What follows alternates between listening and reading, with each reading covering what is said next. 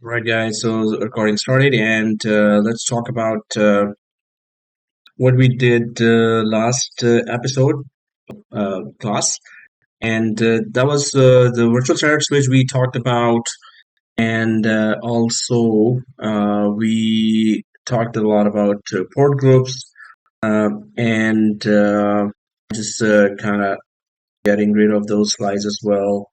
Then we went for the migration of virtual machines from one uh, host to another host. And yeah, we took zero. We talked a lot about that. So when we went for migration, so we did cold migration, hot migration, and suspended migration, right? So and we tested all of them. So that's pretty crucial, and it definitely they're going to ask in the interview if you have done migrations or how to configure those, how to configure the VM kernel port that does the migrations. We went for all these types of migrations and from one host to another. Obviously, there's the next step nowadays. There's hybrid environment, as we talked about before, and maybe in your cloud class, the instructor there, the professor there would be uh, explaining to you about that too, that you have to migrate virtual machines from on-premises to cloud if you want to migrate. So on-premises have these either VMware in the branches, will be either VMware or Hyper-V. And those virtual machines, when you migrate them to uh, Azure, Microsoft Azure, or Microsoft AWS, did I say Microsoft? Seriously, or AWS, or Google Cloud. So how do you do that? So now you know that, okay, we create virtual machines here, we can migrate across the hosts here, but when it comes to hybrid environment, so how do you migrate that? I did, do those short failover clustering between, um, one virtual machine in the branch and the other virtual machine in Azure. But in the branch, it was Hyper-V virtual machine that I showed that how to make a failover cluster of that.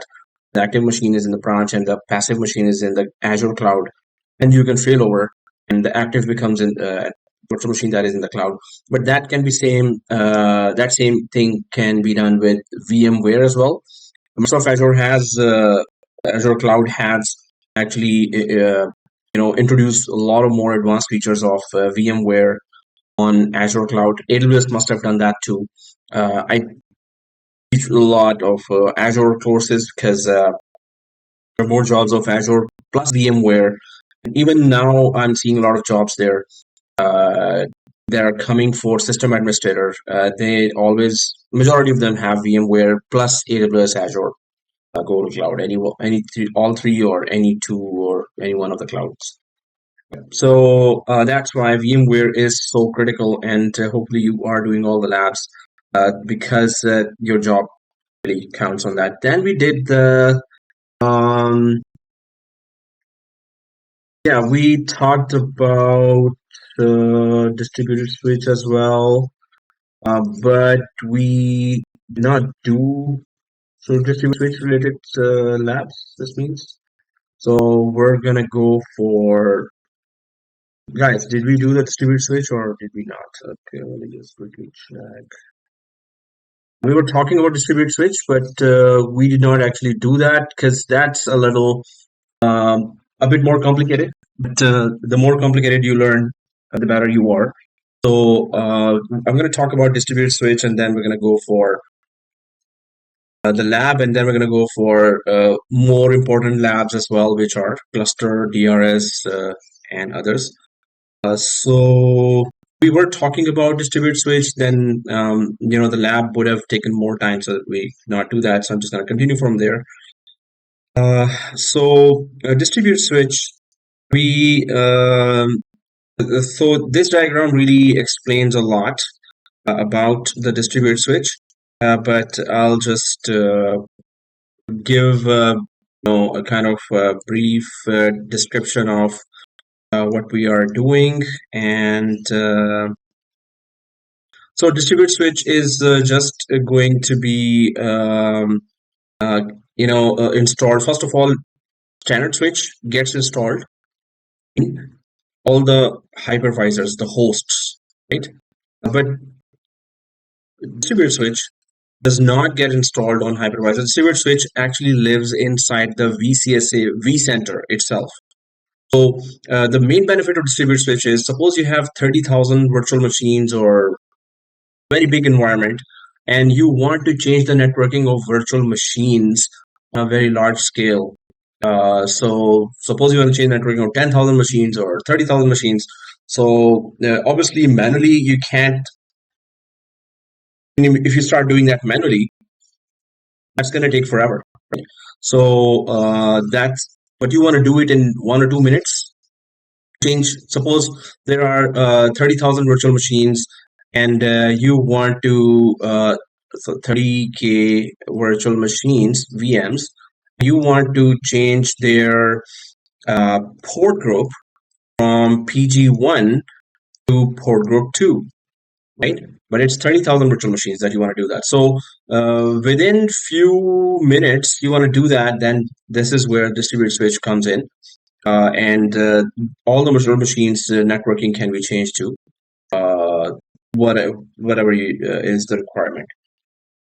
So if distributed switch can handle the virtual machine networking of thousands of virtual machines, then obviously for that, distributed switch has to make a connection to the hypervisors first. So if suppose the environment is that large that there are 30,000 virtual machines, so it could be 1,000 or more hypervisors there as well, right? We are just working on 2 hypervisors. Suppose there are 1,000 hypervisors. There are still very big environments, although there is a cloud connectivity in those big environments as well. But the big companies are not really going total all out cloud. They always, because they have budget, they are keeping their own on-premises network. So VMware is not going anywhere soon. Now that's said, so how do you change the networking? How do you make that? So suppose we install a distributed switch here in vCenter. How does it connect to 1,000 hypervisors? It connects to hypervisors. It will be able to change the networking of virtual machines. So how do it connect? So it has this uplink. Uplink 1, uplink 2. You can create uplinks inside distributed switch. Uplink 1 is like a network card that connects the distributed switch to all the hypervisors. How does it do that? For that, it needs to distributed switches. Uplink 1 will connect to one free network card of each hypervisor. Suppose you want an uplink 2 as well. So just like we were recommending that there should be 4, 8, 12 network cards there in a physical switch. So those 4, 8, 12 network cards, you can have 2 uplinks here as well, which means 2 network cards or 2 network connectivities there in distributed switch, or 3 or 4 or 10 network cards here as well. So uplink 1 network card in distributed switch. Uplink 2 would be the supporting backup network card of the distributed switch. And yes, suppose you want, okay, 1 uplink of the distributed switch connected to 1 free network card of each hypervisor. Suppose there were 1,000 hosts here, 1,000 hypervisors. So you would want to connect, if you want to control the networking of the virtual machines on 1,000 hypervisors. So 1 free network card of each of the 1,000 network hypervisors, you need to connect uplink 1 of distributed switch to. So suppose distributed switch, say you want that uplink 2 should be also connected as a backup link of distributed switch to all 1000 hypervisors. So this means then those hypervisors should have enough free network cards that uplink 2 would connect to the second free network card of all 1000 hypervisors. Suppose there were 1000. So the thing is that distributed switch can connect through its uplink to the hypervisor, but the network card should be free, which means what? The local standard switch, if it is connected to that network card, obviously it is mapped to that, then it is not available. So whichever network card is not actually having any connection to the local networking of the hypervisor, can be connected to the distributed switch.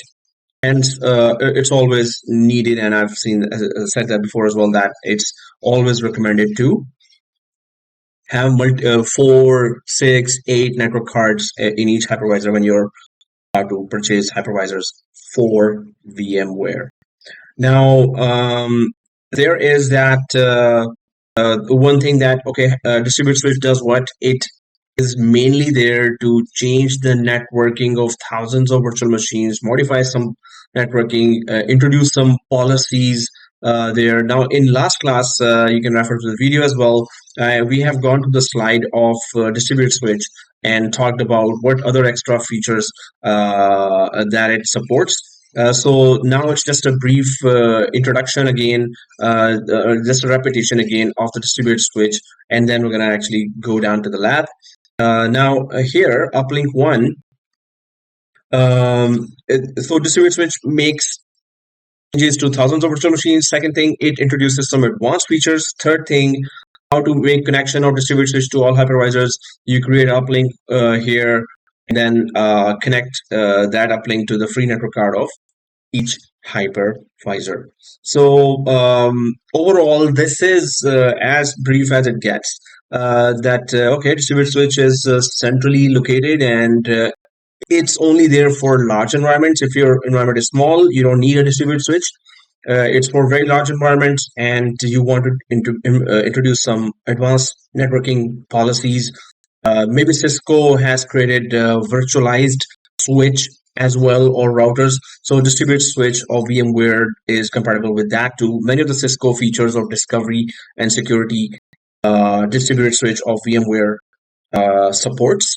So that would be just a brief intro for what we are talking about. Now we're just gonna go ahead and try to implement that. So overall, we need to install a distributed switch in a vCenter. Then we're going to first we install distributed switch. It will say that, hey, you want to create 4 uplinks. We're going to go for 2. In fact, we're going to just use 1 in our lab. But the way 1 is used, we're going to use the other. That's the same with any other uplink. If you want to create later, can be used as well. So we install distributed switch in vCenter. We connect it to the hypervisor's free network cards, the 2 hypervisors free network cards that we have. And then what we're going to do, the objective of our lab to understand how distributed switch really works is that we're going to assign it some tasks. Hey, distributed switch, from now on, you will be responsible for some of the tasks that standard switch was doing. We're going to basically tell standard switch, hey, standard switch, thank you very much for your dedicated services to us. You have given us a really good service. Now we are relieving you of those services, and we're going to move whatever you were doing to the distributed switch onwards. But we can move all the services. So what are the services standard switch is offering anyway? Standard switch is offering first service is management network. That's a VM kernel port. Standard switch is. And what was the purpose of management network VM kernel port? Because of this, we were able to remotely connect to the hypervisor and manage it. Thanks to VM kernel port called management network, we were remotely able to connect to the hypervisor and manage it. So that is one thing that the standard switch was providing. Second thing is that it is providing obviously vMotion. vMotion we configured in last class. Here, third thing, which is the most obvious, providing a network to VMs, right? It's providing networks to VMs.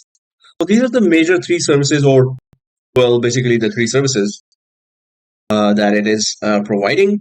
Now, how about the plan was that let's move all the services away from standard switch and give it to distributed switch. But then let's prove another point as well. And what is that other point? The other point is distributed switch can work alongside with standard switch. Oh, well, we can, so management network, vMotion, network to VMs, all provided by standard switch. We can technically move these services away from standard switch to distributed switch. But what about we want to prove another point that standard switch and distributed switch both work together as well. Oh, how? So why don't we move very critical service of management network from away from standard switch to distributed switch? So this critical service, which means that the remote connectivity of vCenter to the hypervisor. Thanks to this service, we are having that remote connectivity. We are saying that, hey, standard switch, you're not responsible anymore for this service. From now on, distributed switch will take over this. Thank you very much. Okay, so that's one thing we will be moving, and our move in this service should be correct. Otherwise, we will lose connectivity to the hypervisor. Right? Then we're saying that, okay, motion is also very critical. We're going to keep this service with you, Mr. Standard Switch, while we're going to still move away the connectivity of the VMs that you were providing, Mr. Standard Switch, to the distributed switch as well. So this would prove that, yes, standard switch and distributed switch can both work together as well. So in this lab, what we're going to do is first we're going to see that how to install a distributed switch. Why we are doing that, we already know. If we have a very large network, we need it. If we don't have a very large network, we don't need it, right? Second thing is, once we install that, we need to make sure that it is connected to the free network cards of each hypervisor. So obviously we have 9 network cards. One of them we're going to just use to connect to the distributed switch as well. Third thing we're going to do is we're going to start moving services away from standard switch. And those services, whichever services moves from standard switch to the distributed switch, we need to then test that. Suppose we move this service. So we will test after successful movement of the service from standard switch to distributed switch. We're going to test what? Can we still remotely connect from vCenter to the hypervisor after moving away of this service? So this service will be handled by distributed switch, right? Was the move correctly done? vMotion, we will not touch. Networking of VMs. So virtual machines were connecting to each other thanks to standard switch. But we're going to take away that task from the standard switch and give it to the distributed switch. So networking between VMs, the VMs will be seeing a distributed switches port group called distributed port group. So just like there's a port group for standard switch, for distributed switch, there's a port group as well. It's just called distributed port group. Right? Networking of VMs will be handled by a distributed switch port group or distributed port group as well. So that's overall what we're going to do. Now, the first,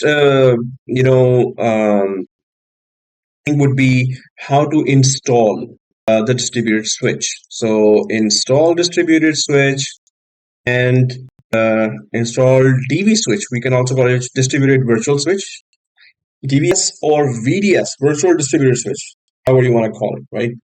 It could be that. So that's the first side. Install DVS and then connect to. Yeah, you were saying? In the real world, I mean, the companies, do they use this kind of network like distributed switch and the standard switch? Do they use in companies do they use that structure? Oh, yes. I mean, if it's a big company and you suppose you're the administrator there, and it's a very big company, and they're saying, "Hey, we have just 10,000 virtual machines. Can you connect to each virtual machine and move them to a new port group, which is for sales department?" Right now, they were on a neutral port group, we can say, or we maybe they were on marketing port group, had different, which was configured different in a different way. Now there's a new port group created in each hypervisor, right? So if they say that please move it, so and they're the big company, so either you will take weeks to do it, you want to take 1 or 2 minutes to do it. So when it's a big environment, they normally know that there are services that are made for big environments. So yes, if you have a big environment, if you see a big environment, yes, they are using distributors. Even I've seen in small environments that, hey, we have all the budget, so why don't we just add that? Even if they have like 10, 20 hypervisors, but they're a software company and they're earning millions of dollars. So they say that, hey, why not? Just go for these all advanced services as well. So yes, they definitely use distribute switch, and it's going to come in the interview as well if they have VMware. Yeah, I thought this is just straightforward. So far, it was looking straightforward, but when we are getting deeper, I mean, it's more getting complicated, more deeper now. Yes, Okay. exactly. Oh yeah. Oh, and that's just a start. I mean, there are more services, DRS, FT, and it becomes even more complicated. But interesting, and the more complicated we know, the better our chances are to have a good job. So yeah, easy thing everyone knows. It's the complicated things for which companies hire. Okay, so cool. And connect to hosts, install the DVS, distributed virtual switch or virtual distributed switch, then connect to hosts. And then third thing is move services. So maybe most probably, suppose any one of us is hired in a company which has big Azure AWS presence as well as VMware presence. So this job, some consultant may have already done years ago, and we just join a company that already has distributed switch configured. So still, when we configure from scratch ourselves, we're going to know that how to troubleshoot that and what broke if anything breaks there. So move um, some services,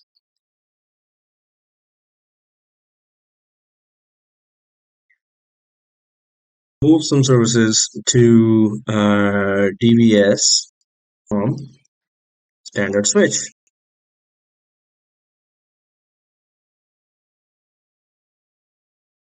This Saturday we did in the Azure course we did the load balancing lab between virtual machines. Switch. So yeah, also I'm just saying you don't have to do that, and maybe you're already having a Azure course, so then you don't need to. But whoever wants to join the Saturday morning Azure course, it's 10 to 2 only. You can join free. But anyway, so that was just thing. And now install DBS. These are the things that we need to do, but we need to properly configure distribute switch because any one small mistake, and definitely it's IT, right? Any one small step missing, and the whole thing goes down or doesn't work or breaks. Right. So I'm just gonna grab that slide from the other screen that talks about the distributed virtual switch, just to give you some mega points. Mega. Uh, Guys, we did go through all those. I'm just going to fly by. What I've explained, this is already there. And then capacities of that, I'm just going to upload that so you will know. Then recap of what standard switch is. Then I explained that how distributed switch connects through via uplinks. So I explained just that now. Other than that, virtual machine NICs cannot connect to vSphere distributed switches through distributed port group. So it's called distributed port group. It's like a group policies. It's like group policies in Microsoft. So if any one of you are Microsoft experts as well, you would know what's a group policy, and Azure also, and Intune course also, there are policies there. So it's like you're sending some policies. There's PVLAN, private VLAN. We talked about in last class, so refer to the video for that. But the distributed switch supports PVLAN, NetFlow, LLDP, Nuclear Discrete Protocol, that is network IO port to keep the network to all kind of traffic open, and bonding together LACP, bonding together the network cards as well, or ports, network ports for better bandwidth. And then backup and recovery you can also do, because you can back up all the configuration of the distributed switch. It's a software, right? So you can back up of that. And then port mirroring also, if you want to sniff the packets through a sniffer, then you can do port mirroring. It will just make a copy of the packets that are leaving or entering the virtual machine. So the sniffer can also grab some packets and try to troubleshoot for diagnostic purposes. It supports all those features we talked about in detail in last class. You can refer to that video. We're going to go down directly to the lab now. And the lab here is, so lab here is that let's get rid of all other virtual switches and keep the first original virtual switch in each side host. Guys, we did not do this lab, right? Or we did not. Okay, so let's go ahead, carry on. It says that, hey, let's clean up everything and let's have just the two, one switch in one hypervisor. Or the configuration of the hypervisors should be consistent, whichever you're connecting to the distributed switch. Both hypervisors configuration should be the same. I'll recommend it. Suppose one hypervisor has 5 switches, standard switches, another hypervisor has 10 standard switches. Maybe you have a very good reason that other hypervisor has 5 more. So it's better to have same consistent configuration. But if there was some solid reason to have extra standard switches or extra port groups, it's okay. It's distributed switch will still work fine. But let's just check our standard switches. I did not even start. I'll start the 2 GB machine, and I'll start our VIB as the VCSA machine. I'll start 4 GB machine A6i2, 4 GB machine A6i3. And only the third machine tells me cannot access because another process has locked a portion of the file. Okay, so I showed you before, if you get this error, it is locked, then you have to delete the locked files. I'm just going to quickly do that. It's recording as well, so you have to troubleshoot. You can do it this way. Go to options. If you get this error, go to the working directory or where the virtual machine is living on your disk, and then you go for that folder. That folder opens. Then you see the file or folders that end with the .lck. We need to delete that. So this means that VMware thinks that this machine is already started and you're starting that same machine which is already started. So you're trying to start again a started machine. So that's why it's not letting you start. So we say no, it's actually not started. It's let me start this machine. Right? It is not already started. So only the files that ends with .lck. I'm just gonna close that. Think all there. I deleted for this particular hypervisor. I'm gonna power on this one, and yep, it's powering on. But now it's not in a resume state. It had to be powered on. Okay. Oh, I think I shut down all those. Seriously. Okay. Oh, seriously. That also means I have to wait for the vCenter services in the background to start. And this also means that because I shut down this, so vCenter will not start automatically. I have to remotely connect from 01 to E6i1 and then power on the virtual machine. Then we wait for the vCenter to fully start and the background services to fully start as well. All right, okay. So yeah, they're all starting now, but this needs to start faster so I could remotely connect. It's just the hypervisor will start. It will not start the virtual machine living inside it. That's the VCSA. So it's gonna go fast. I'll just log in from here.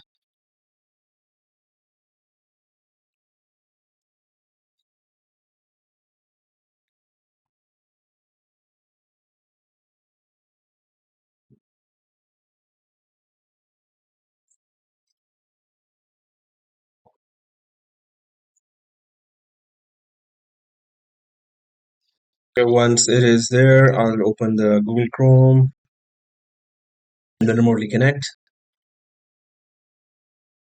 Uh, to start it fully. Yep, it is.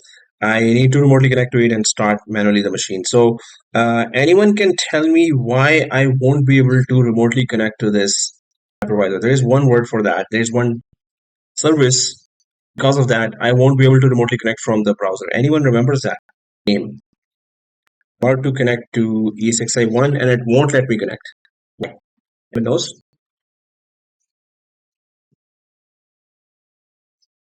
No one knows. Okay. No one knows. I'm gonna go. We have vCenter installed in ESXi1. Yeah, so it will not let me connect now. If it does let me, oh, it does not let me log in. Seriously, it was not supposed to let me log in. Why? Because, because of, or def function F2. Okay. So let me just show you, and then you would remember lockdown mode. We logged it during the installation. This lockdown mode was supposed to be enabled. If it was enabled, then we cannot connect to a hypervisor directly. We have to only connect to a hypervisor through VCSA. Because the lockdown mode was not enabled here, so I was able to log in. But if I go to E6i2, which hasn't logged in, and E6i3, okay. So there better be lockdown modes enabled there because those are it's a good security mechanism because you should be only connecting to hypervisor through vCenter. You should never ever be connecting to the hypervisor directly through any browser in your network. Suppose you have 10,000 machines, so you have 10,000 browsers from where you can connect to any hypervisor and make changes. So that should all be stopped, and whoever has access to the vCenter should only have access to the hypervisors because hypervisors are running our virtual machines and virtual machines are running our critical company applications that are earning the company reputation as well as millions of dollars, right? So hypervisors must be protected at all times, at all costs as well. Anyway, so it's the lockdown mode that was supposed to block me, but it was not enabled for this machine. So I'm just letting you know, remember that it should be. Okay, so as we can see that vCenter did not start automatically. I'm just gonna power on that quickly here. And it has a 12 GB RAM. In a production environment in the big companies, obviously it would be 64 GB RAM or 128 GB RAM. It's for the virtual machine vCenter, and it could be with big budget company, obviously. And then a hypervisor would have 512 GB RAM maybe, or even more, 1 TB RAM. So that would be huge. Okay, and expensive, obviously. So it's starting now. Where's that? Yep, it's starting, and then the background services will start as well. And we would be waiting for that. So I'm just going to open another tab here. And I'll try to make a connection to the vCenter virtual machine living inside this hypervisor. And obviously, it's still trying to load there, so I am not expecting anything soon. Okay, refresh. Yeah, it is has finished loading there. I don't need to stay connected here. I know now it's loaded. And from the other tab, I'm trying to connect to the virtual machine living inside this ESXi now. So whenever the background services are fully started, it will let me connect because it's automatically trying that. There's a refresh sign that appears after some time. This means it's automatically trying to connect. So I'm going to leave it at that. and until we are remotely connected, or I'll just come here and load here as well. So it's still trying. Anyway, so the whole infrastructure is kind of ready. So the first thing it was saying for installation of distributed switches, let's get rid of all other switches. Okay, we're going to do that, or we may have done that already. I'm going to just show you or confirm with you that we created the virtual standard switch 2. We get rid of it, and we also need to remove the port groups. Most probably we did that in last class. Second thing is, let's add two physical links to each host and make sure they are showing beside switch. We did that too. In each hypervisor, in the standard switch, so if I go to the diagram here, or the other diagram, I'll just grab the other diagram. Okay, the more messy diagram. Oh, messy.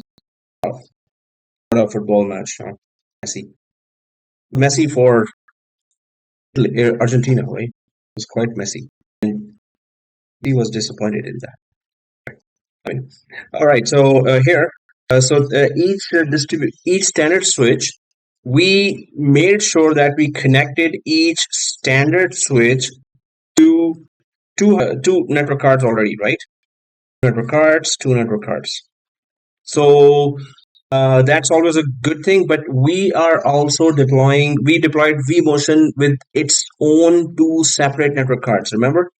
So that was the best practice. So when you're introducing an advanced feature, it's better to have its own two network cards to, distribute the traffic. These are handling the traffic. These network cards are handling the traffic of all the virtual machines. Suppose there were 20 virtual machines here.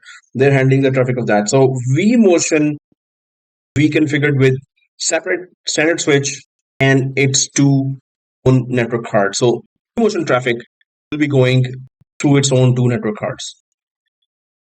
Uh, Distributed switch is a separate story. We're going to connect distributed switch to any one free network card of these two hypervisors, right? So the main thing here to understand is, yes, you should have a lot of network cards available because there are some best practices that we can implement for all the features.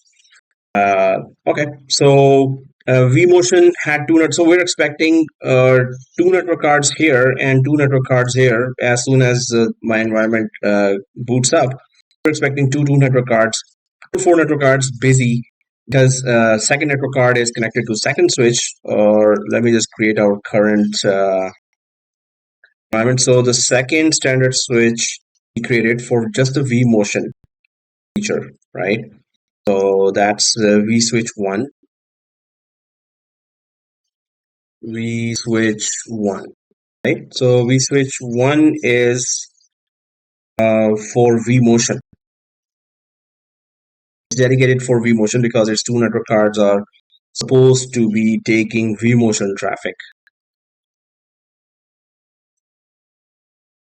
vSwitch 1 vMotion. So this means that these two network cards are now also kind of busy. So these two connected here, and those two are connected with the second switch.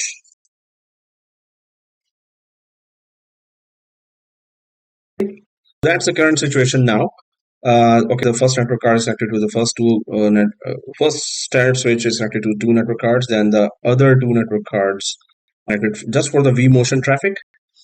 So then we need yet another free network card. Otherwise, distributed switch cannot be deployed. Right? So we're going to employ. Like we have already 9 network cards. So one free network card of each hypervisor. We're going to be dedicating it to the distributed switch that we're about to install inside the virtual machine that has a VCSA. So the VCSA virtual machine is here, living inside. This is the virtual disk of the virtual machine. On top of our distributors, on top of this data store, one-based data store, right? So the VCSA is living inside, and inside this, we're about to install VDS. virtual distributed switch, or DVS, distributed virtual switch, however you want to say that. Or DVS, that looks better. Okay, so this distributed switch is going to make connection to all these guys. So this distributed switch is going to make connection to the free network cards, to the available network cards of two hypervisors, right?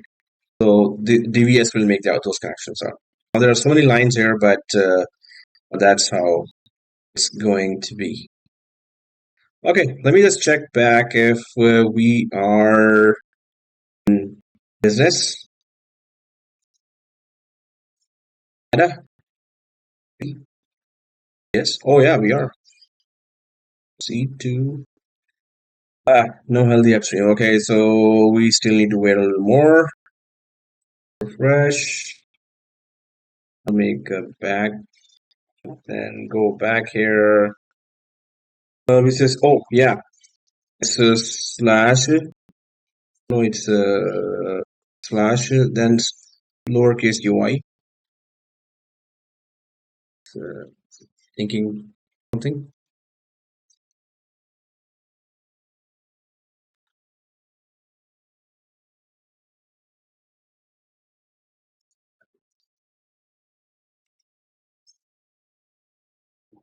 I left my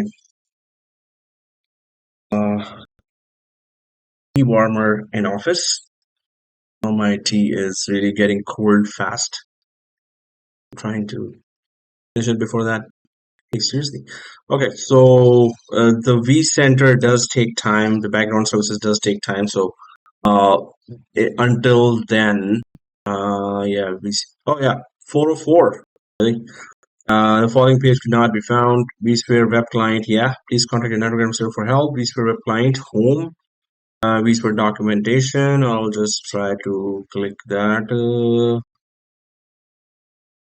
And vCenter server is not currently registered with the vSphere web client. Yeah. Oh, so vSphere client is the physical client that used to be client, the Java-based client, but right now we're not going for that. We're going for the HTML-based client.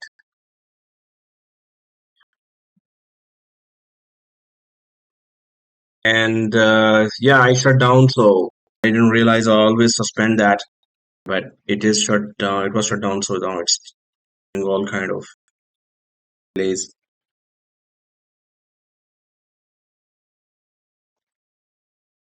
Okay, so hopefully it's now gonna load properly, and we can continue.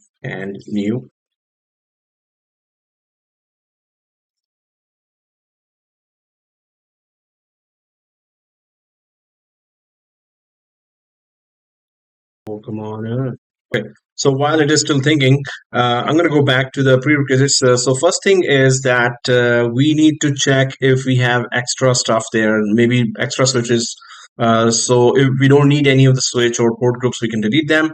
Although even if they're there, it's just messy. Otherwise, technically, even if they are there, distributed switch will have no issue being deployed. Second thing is we're gonna just make sure that we have extra network card to connect a free network card to connect the distributed switch to. Third thing is that we're going to move the ESXi host to one data center. That's an important stuff to understand because till now what we have done is that we have put remember that we had put the ESXi to a data center called Tor DC. We're pretending that this is the Toronto branch, and this okay, so it's a data center equals Tor DC, and here the E6i3 is in a New York branch. We're pretending, and it's we have named the data center for that, inside which the hypervisor is NYDC. Right now, what happens is that distributed switch always gets installed under data center. This means that distributed switch service is available only for those hypervisors which are under one data center. So we need minimum two. So distributed switch only can be deployed under our data center. So what we plan to do here is that we're going to move the ESXi3 away from NYDC and move this to TorDC. So TorDC will have two hypervisors because we need to do the lab of distributed switch, and distributed switch can only be created under the data center. So it's a data center level service. So we need to move ESXi3 to the control data center. Just you can just move and just let go, and it's gonna drop inside TorDC. Drag and drop. So yeah, that's how it is. That's the third thing that we need to understand, that distributed switch can be configured under and okay, we're kind of ready here. So I'm gonna log in from the vCenter with the administrator at vsphere.local and what? Small ABC, capital ABC, shift 123, shift 123.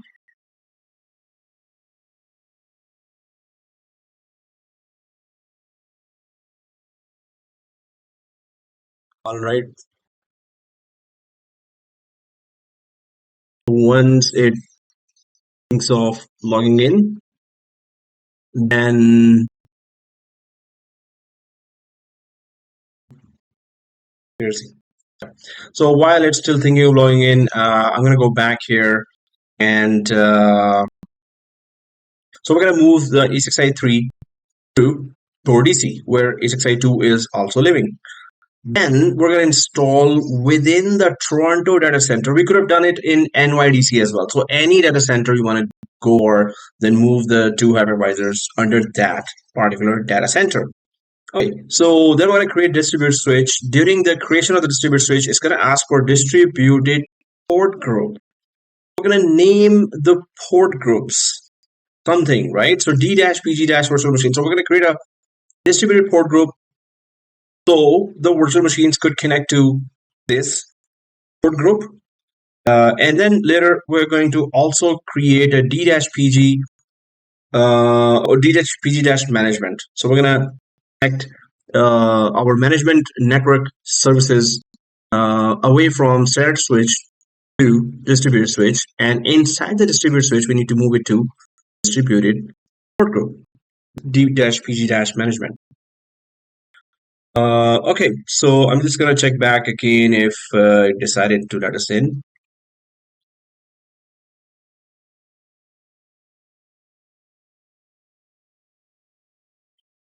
Okay, still thinking. Knock, knock.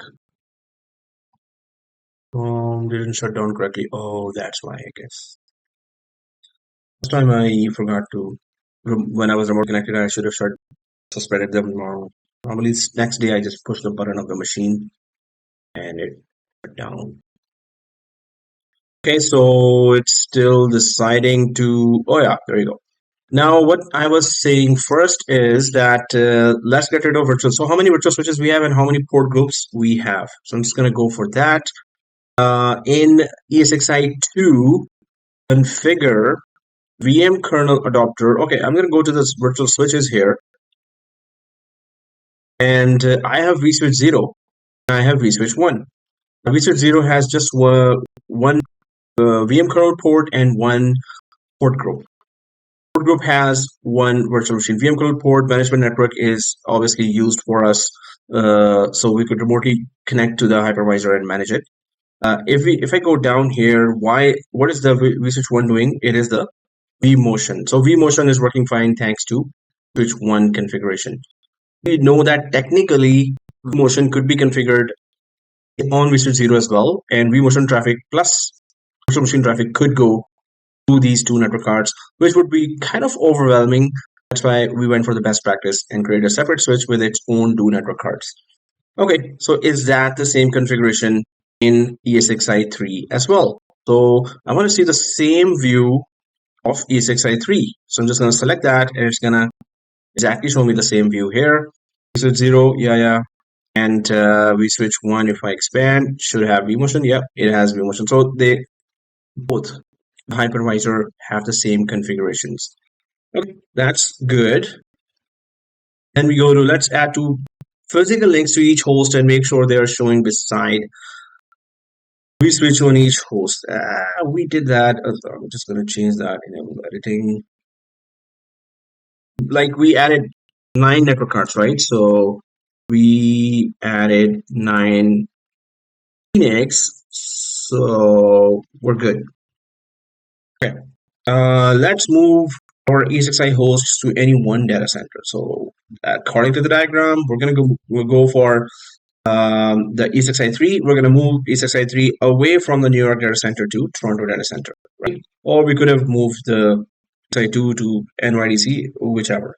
So I'm just gonna move this ESXi3, drag and drop to ODC. I'm gonna drop it on top of ODC.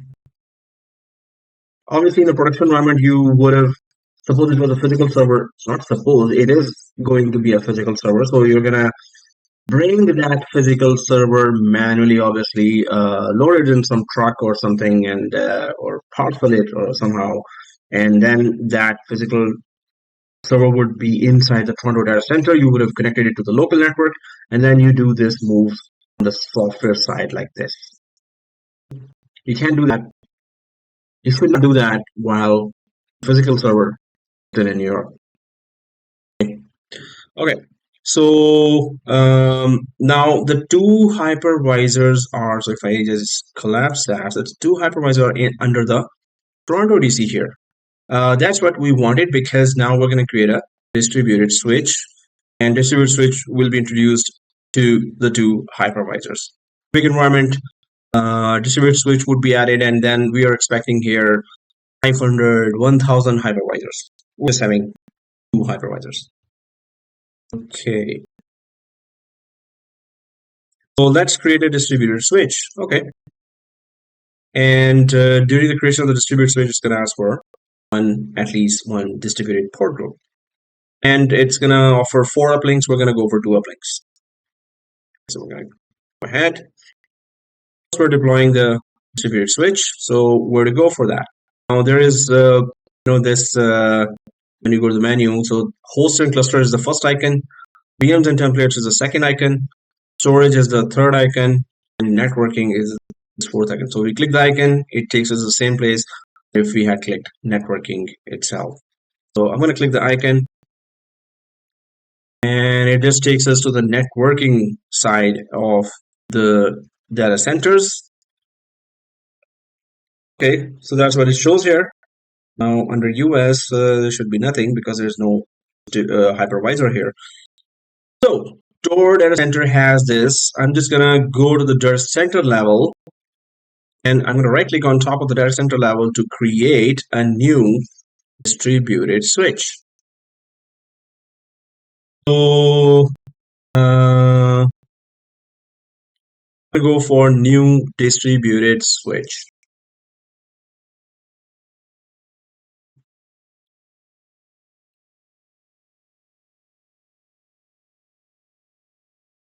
Okay, so distributed switch, D switch is there. I'll just change the name to Tor D switch, or whatever name you want to put, and then click next.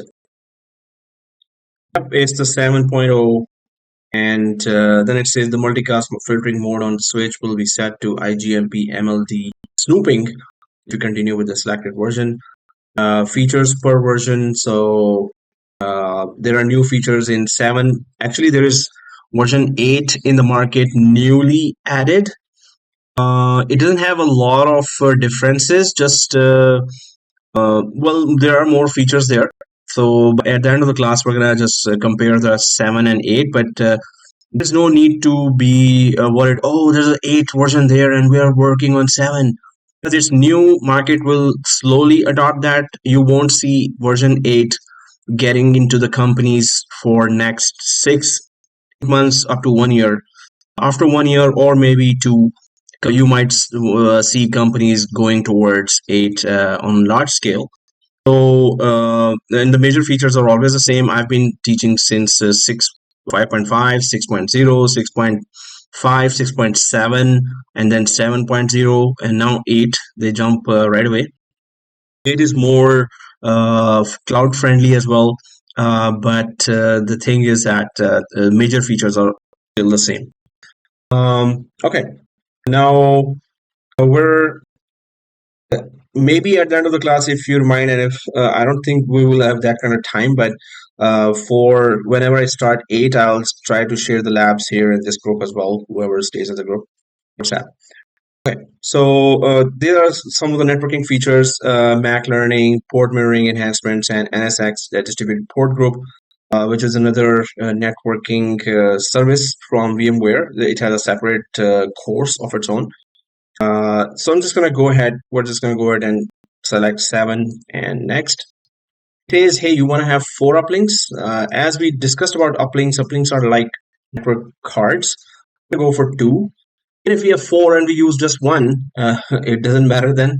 We're going to use just 1 actually, but I'm still putting 2.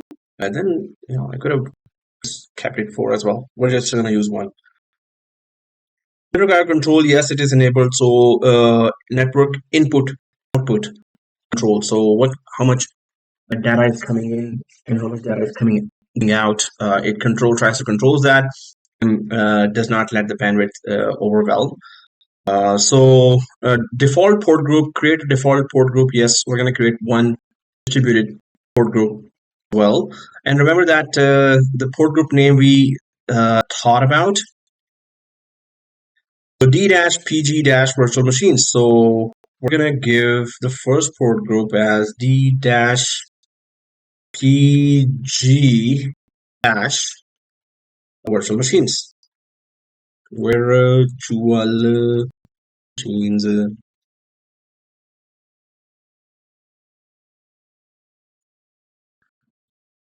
Okay, so I'm just going to go ahead next. And yeah, so it will be created now. The distributed switch will be created here. It is created, but it needs to be introduced to the to the hypervisors. It needs to be introduced to the network cards through network cards, physical network cards to the hypervisors. Right, but if we expand that, so there's D-PG virtual machines, there's a Tor D switch DV uplinks 2003. So this is the area where it's supposed to mention that how many virtual machines we are connected to, how many hosts we are connected to, how many ports are there created, and what are the permissions there, and if you want to configure anything there in terms of properties and policies that we were talking about, VLAN trunking or PVLAN, traffic filtering and marking for any diagnostics, and alarm definitions. You want to create some alarms as well. So all that is here. But we have one distributed port group created here. We would want to create another distributed port group. I'm going to right click here, and then we're going to go to distributed port group, and we're going to create a new distributed port group, because in the slide we mentioned that we're going to be creating another one that is D-management. And why these two we are creating? Because we decided that the management network service that the standard switch was handling will be moved to distributed switch, as well as the network for VMs will be moved from standard switch to distributed switch. Well, we will keep the vMotion service to the standard switch. So at the end of all this, when we have moved everything, so suppose we move management network now, so we're going to check that if we still have connectivity. If we move the network to VMs from standard switch to distributed switch, and we keep the vMotion here, then ultimate test of this whole configuration of distributed switch will be if we can do a vMotion of a virtual machine from one hypervisor to another and back. This means that the whole networking was done successfully, because vMotion is very, very sensitive to networking. It is moving the virtual machine over the network, so any fault in the network view motion will fail, right? So we're going to do that all very carefully, handling the tasks or distributing the tasks to distributed switch from now on, some of the tasks. So after that, the network will still be working. One more thing about that is um, that we're going to be installing more advanced features on top of this networking that we're going to be configuring. So those would be cluster. So cluster introduces a lot of other disaster recovery features. So if the basic networking is not good, cluster will not work. Any future advanced services also will not work if network does not work. Wow, network not work. So network should work. Okay, anyway, so cluster, DRS, and then vSAN, and then lots of other features. They all obviously totally depend on if the networking is good. So we're doing some major changes in the networking here, just to understand the service of distributed switch. All right, so we're creating another distributed port group called, I'm just going to go for distributed port group. We're going to create a new distributed port group. And that distributed port group, because we decided in the lab here, we're going to have two distributed port groups, one for the virtual machines connectivity and the other for the management network, the remote connectivity to the hypervisors. There's a port group for that as well. D-PG-management. Right? Name that like this. D-PG-management. All right. So then we go next.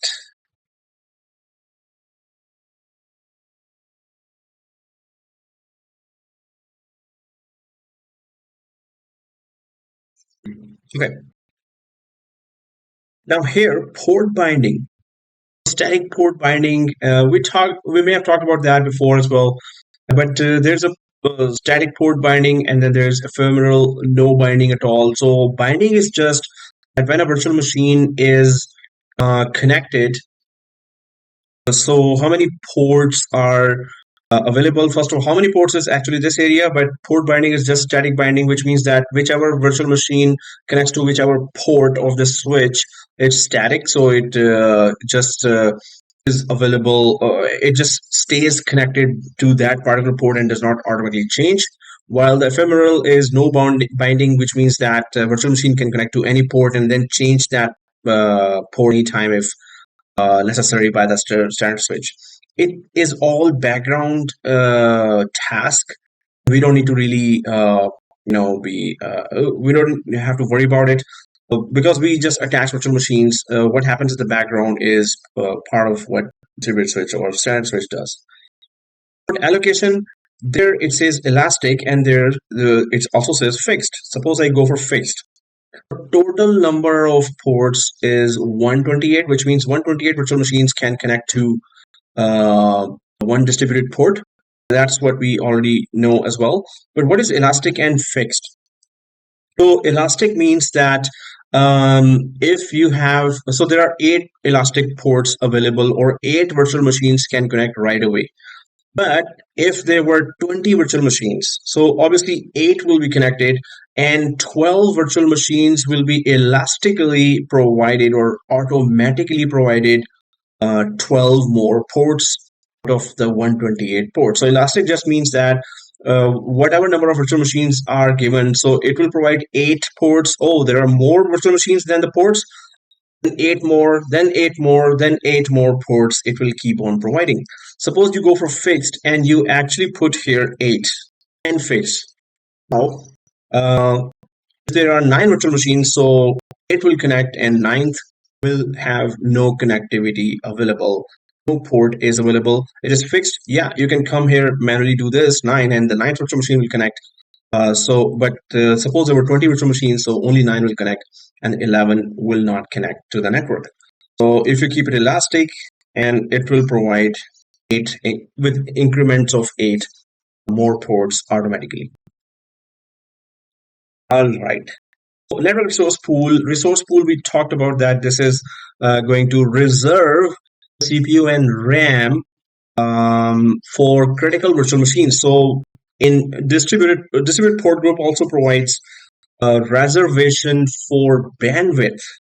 Hey, suppose there's a virtual machine that has an application that uses a lot of bandwidth, and it is you're really dependent on that application, so you don't want that application to lose any bandwidth. So you can actually assign dedicated bandwidth, reserve bandwidth for certain type of ports or certain type of data. Was port 1433, which is database port. So all database related traffic should have some kind of bandwidth reservation. So network resource pool is used. VLAN type, then there are more VLAN services available. VLAN trunking, private VLAN. So VLAN, we already know that if there are two switches, if there is one switch and 8 ports, so you can create a VLAN between the 8 ports. So 4 ports on this side, VLAN 2 belongs to VLAN 2, 4 ports on the other side belong to VLAN 3. VLAN 2 ports based computers cannot connect to VLAN 3 port based computers. So, but VLAN trunking is that if you have two switches, and there's VLAN 2 in switch number 1, there's VLAN 2 and VLAN 3. So you want the same rules to work on switch number 2 as well. And there's also VLAN 2 and VLAN 3 in switch 2. So switch 2 VLAN 2 traffic will connect to switch 1 VLAN 2 traffic. Switch 2 VLAN 3 traffic will connect to switch 1 VLAN 3 traffic. So anyway, the thing is that if you want to keep VLAN configurations to multiple switches, then you can use VLAN trunking. And then private VLAN is you just further dissect the VLAN into private VLAN. So you create VLAN out of VLAN. So, my suggestion is those who haven't done the Cisco course, you should go for Cisco course. It's really, really, really important. Okay. Other than that, there is customized default policies configuration. If you can see that there's 1, 2, 3 here written. If I just select that, now you see that 1, 2, 3, 4, 5, 6, 7, 8. So customized default policies is also there. So I'm just going to select that just to explore what are those customized default policies. I'm just going to click next. It also has promiscuous mode, MAC address changes, force transmits just like the standard switch. Then if I click next, it also it goes a little more in terms of the traffic direction as well. So ingress, which is incoming traffic, and egress, which is outgoing traffic. So you can control the bandwidth of ingress and egress. And if we go further, then yes, that's the same thing in standard switch, load balancing, network failure detection, verify switches, fallback, failback. And so there's that uplink 1, uplink 2, which are supposed to be the network cards and standby and unused, just like the standard switch. Distributed switch also works the same way. But distributed switch offers more centralized policies, so you can enable that NetFlow. We talked about that before as well, but it just makes sure that the traffic is moving and no one type of bandwidth, one type of traffic takes over the whole bandwidth. Suppose there's a port 25 traffic and there's a port 1433 traffic. One is port 25 is email traffic, right? And 1433 is the database traffic. So suppose email traffic is trying to take 90% or 99% of the bandwidth. So NetFlow just makes sure that it doesn't happen that way. Not any one type of traffic takes over the whole bandwidth. Click next here. Block all ports, no. If you press yes, then obviously it's gonna block all ports as the word says. So other than that, yeah. So distributed port group has a lot of features and you can implement them. It's used for large environment. Okay, anyway, I'm just gonna click finish here.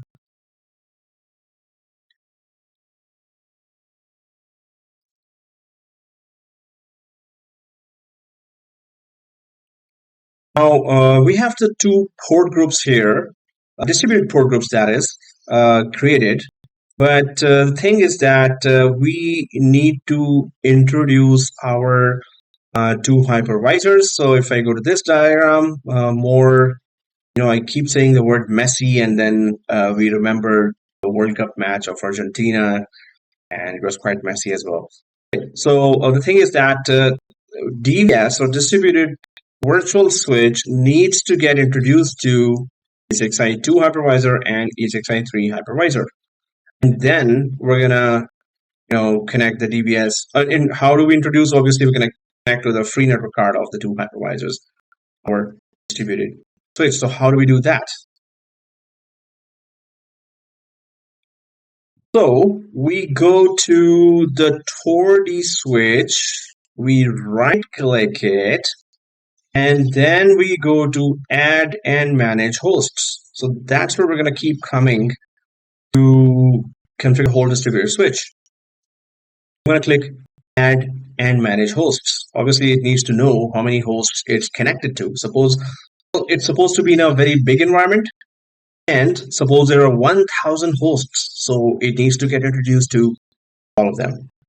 You're going to control the virtual machines of all those 1,000 hosts. Host means hypervisors. We have two hosts here, ESXi2, ESXi3. First thing is add host. Obviously, then we were going to go for the second one later. So add host, and then we click next. New hosts here, and we're going to click. Obviously, we're going to add the two hosts that we have. It detects those two hosts. If there were 1,000 hosts, they would all show here, and you would just simply select all of them. And I'm going to press OK. So the two hosts are added here, and then I'm going to click next.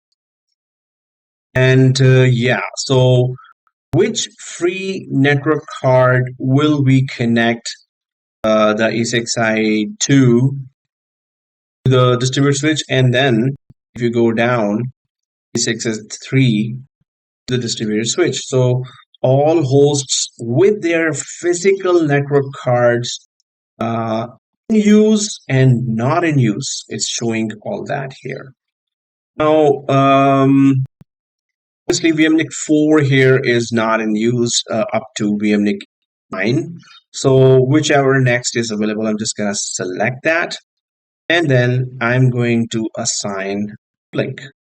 So assign uplink. Uplink is the uplink of the network card of the distributed switch. I'm just going to select assign uplink. You want to connect this, the free network card of ESXi2 to uplink 1 or 2. So we're going to keep it selected as uplink 1. There's another interesting feature here. Apply this uplink assignment to the rest of the host. So that's pretty cool feature. Obviously, this service is meant for large environments, although small environments can also have it. So the thing is, whatever you did here, want it automatically be done for the rest of the host. Suppose you actually have 1,000 hosts here. It's a pretty large environment. And we pretend that all the 1,000 hosts have exactly the same configuration. We had 10 network cards on all hosts, suppose, right? So then if you click this button, what you did here will be automatically done to the rest of the 999 hosts as well. So that's pretty cool. To click free network card of all the hosts manually. I did click that, so this means that the next host, ESXi3, will also have its network card 4 be connected to the uplink 1 distributed switch automatically. So for ESXi2, I am doing manually. For ESXi3, it's going to do it for me because of this feature. I'm just going to press O and K. And VMNIC 4 is now up here. It says it's connected to the uplink 1 of TORD switch. One free network card of ESXi2 has been connected to the uplink 1 of distributed switch. Did the same thing happen automatically to ESXi3 as well. So I'm just going to go down and check it out. Professor, Yes. can you repeat that stuff? Manage physical network. That what you did in here on Sure. the select So host and what you did here. Yeah. select host. Well, you just add the host. After that, you can go next, and then you have to select any free network card here. So if I select this is not a free network card. It's not going to go ahead. So I have to select something that has nothing written in this column. So now, since I've attached it to VMNIC 4, so suppose I go to VMNIC 5. And this is a free network card. So once I select that, it is selected. Then I click Sign Uplink. And obviously, VMNIC 4 and Uplink 1 are no longer free. So Uplink 2 only is available for me for the next network card. If I wanted to, I could just do this as well. I could just connect it with Uplink 2. Next network card, this is just a backup activity. Suppose the first one has too much traffic, you can have the other one as well. Distribute traffic. But then I use this feature as well. This feature just does exactly these steps for the rest of the hypervisors. So that's what I showed here. Then I clicked it and then pressed OK and checked it. So then next network card was also selected already because of this feature. Well, that's what I did. You just have to select, if you're still doing the first one, then pick one, you keep it selected and press OK, and then you should be done. And then click this one as well and press OK. So next hypervisor for it, also this task will be done automatically. I'm going to cancel out from here. VMNIC 4 has been assigned to the uplink 1 of Tori switch in ESXi2. I'm just going to collapse that just to see what happened to ESXi3. And the VMNIC 4 there also assigned to uplink 1 of Tori switch. Or I could have just gone here and click V4, go to assign a uplink, and then click select it to uplink 1, like I did for ESXi2. I would have done it manually as well because we just have two. But just to show that feature that it does automatically the same task, same steps to the next hypervisor as well. Provided that the same network card is available.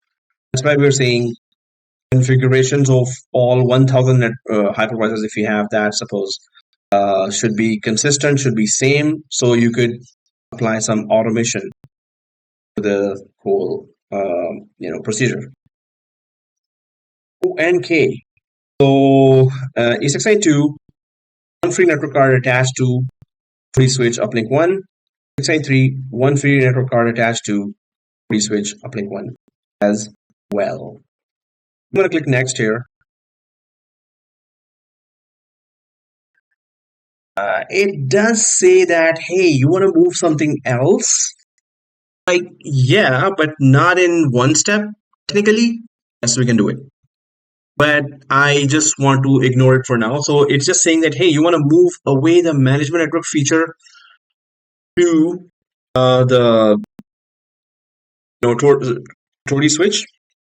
You want to move away from all hypervisors. So remember that we were saying that here in the diagram, like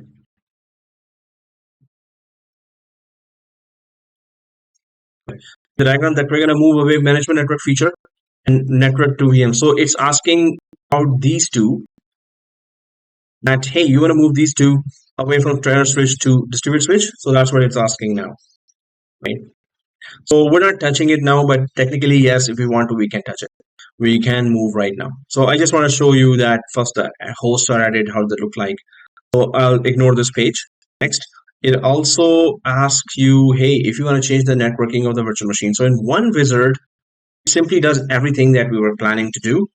So migrate virtual machine, if I go for that, then it starts showing all the virtual machines there. Hey, those virtual machines are connected to the network card of a standard switch. Do you want these virtual machines network cards to be connected to distributed port group? If you want to do that, then you can. I'm just going to uncheck that because we're going to be coming back to this as well later. So next. And for now, two hosts have been introduced to the distributed switch. It says, yeah, two physical adapters, two hosts have been added. Yep. I'm going to click finito. And yeah, the task is completed as well. I have the two distributed port groups ready for the two features to be directed to them. I'm just going to right click the Toady switch again and go back to add and manage hosts. I am going back because now I need to just move the management network feature from standard switch to distributed switch. So for that, I'm just going to click that again. And also I'm just going to move the networking of all the virtual machines from standard switch to distributed switch as well.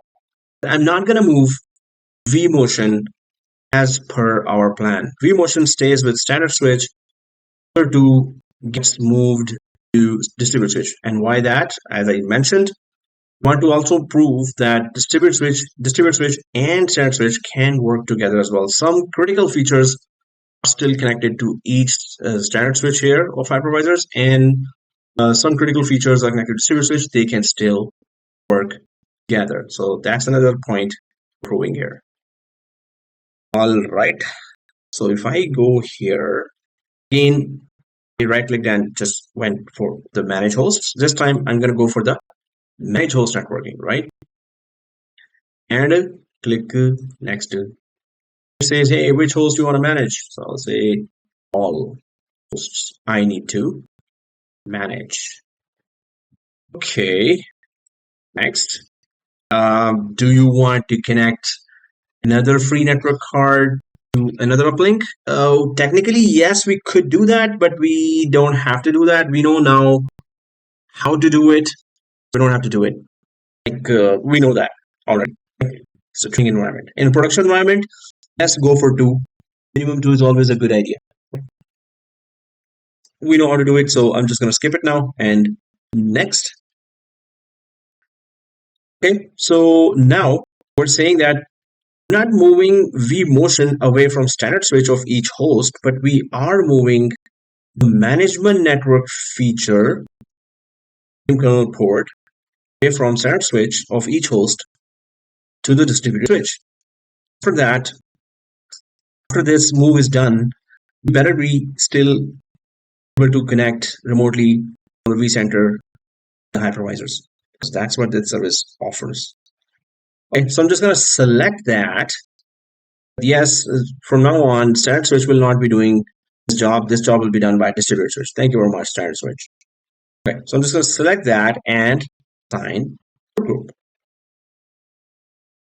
And which distributed port group do you want to connect the management network? So we did create a distributed port group for that. This is it. Again, this option says that, hey, you want to do the same manual steps to the next switches, next hypervisors as well. So if I do that, then E6i3, this would be automatically done. So I'm not going to click that just to show you that, hey, then I have to repeat the whole step again in E6i3 as well.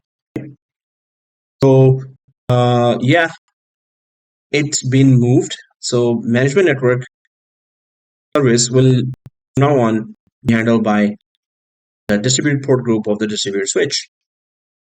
But I didn't do that automatic thing, so I'm just going to go down to side 3. I'm going to do that manually here as well. I'm going to select that management network VM kernel port only. I'm going to go up to the assigned port group.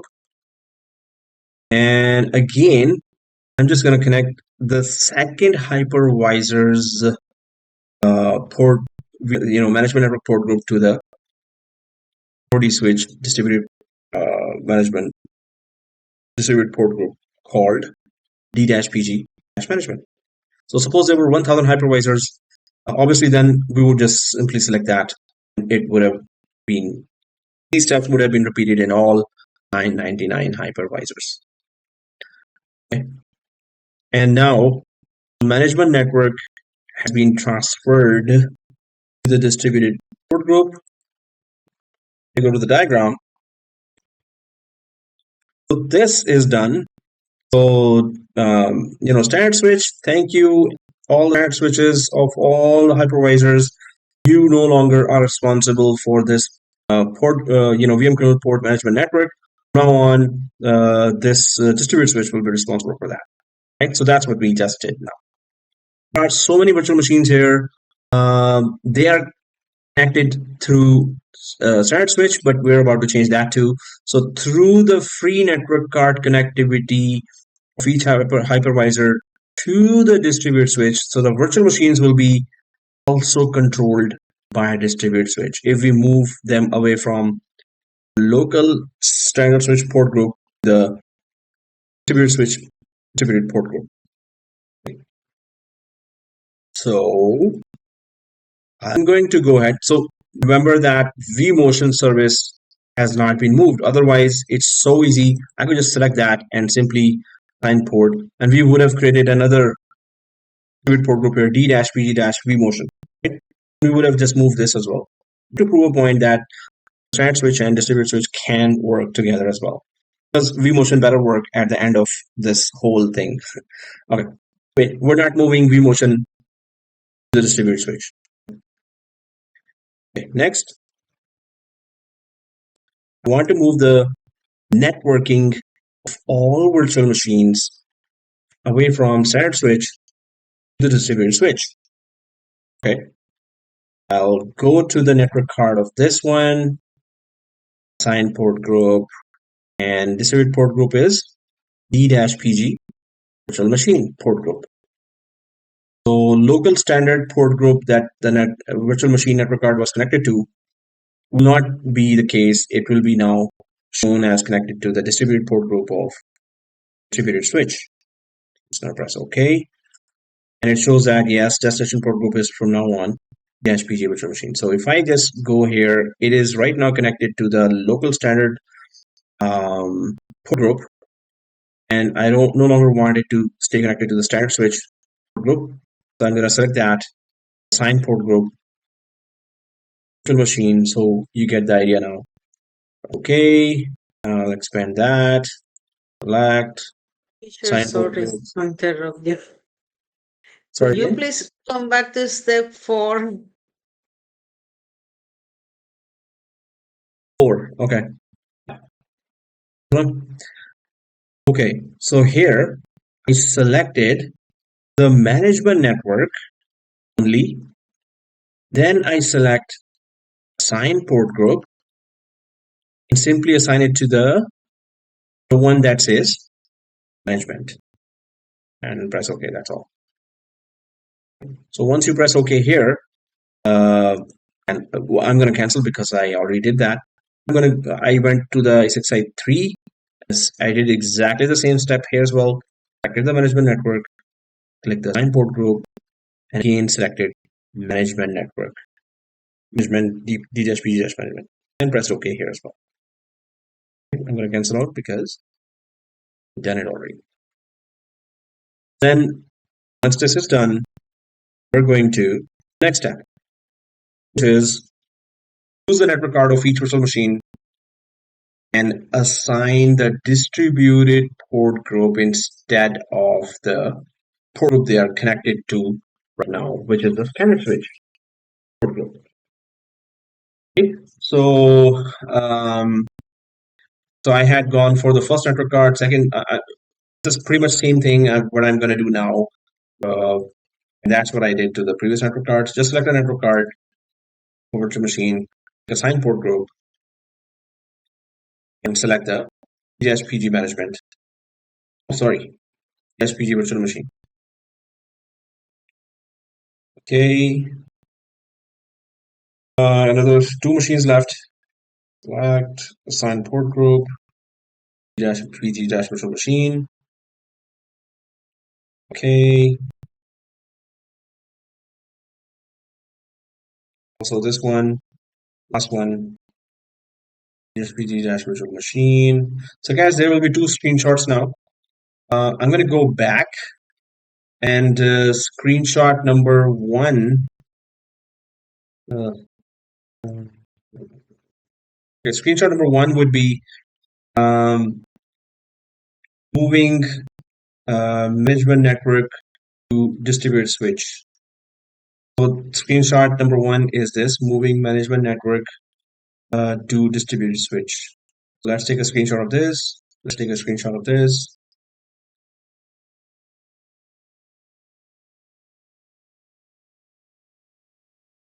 Screenshot 1 is moving management network to distributed switch. I'm just gonna go to the slide here.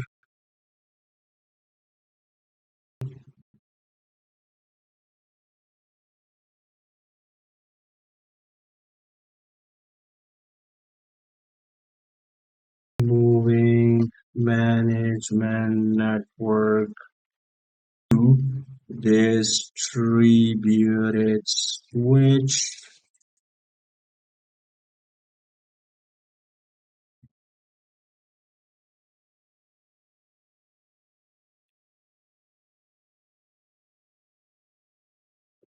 Okay.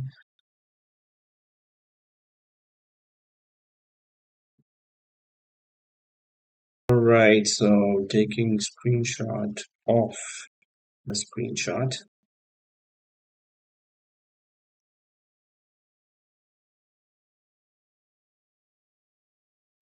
So that's screenshot number 1.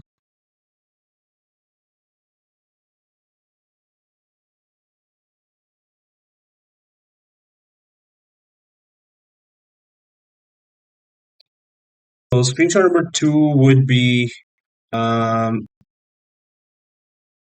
moving virtual machine networking to distributed switch. So I'll just go back here.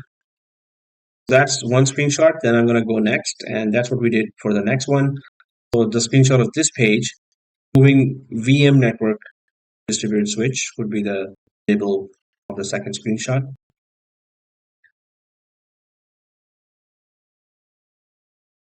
So moving VM network to distributed switch. Moving VM network to distributed switch.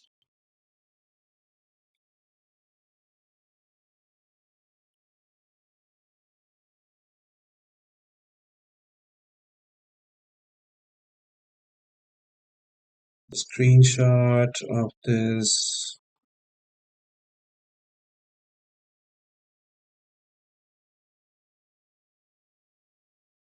Okay, now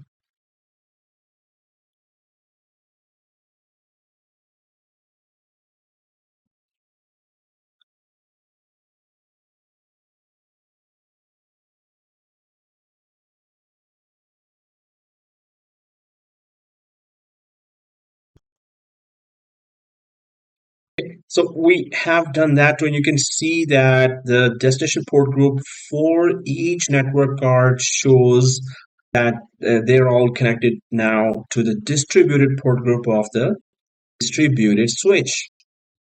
Once that is done, we're pretty much good, but we just need to check and confirm if that's the case, if the move has been successful by going and visiting the networking of the hosts or the hypervisors itself. So I'm just going to click next here and click finito. It just gives us a summary. So I'm just going to click finito here. Okay, it says completed in the recent tasks. No, it's still doing it. Kind of done. Okay. So once that is done, we're going to confirm on the ground. So I'm just going to go to this host and clusters icon here, check the ESXi2 and ESXi3 if we can remotely connect to it still. And then we're going to check some randomly the virtual machines there. What is the networking showing for the virtual machines there? So I'm just going to go to the hosts and clusters here. And then I'm going to go to the ESXi2. And so in ESXi2, now I can see that it no longer says the top VSwitch 0. VSwitch 0 is still now the second one now. And distributed switch is on the top now. And, there's a connection to uplink 1, uplink 2 there. Uplink 2 actually 0 NIC, but uplink 1 is what we connected, one physical network card of this. host. So if I expand this hypervisor here, then what I see is that if I go to any virtual machine, I just want to check the networks. So this virtual machine, and then there's a network tab here. Yes, it is now connected to the distributed port group of distributed port group here. So it is connected to that. So that's correct. I'm just going to go randomly to another virtual machine here.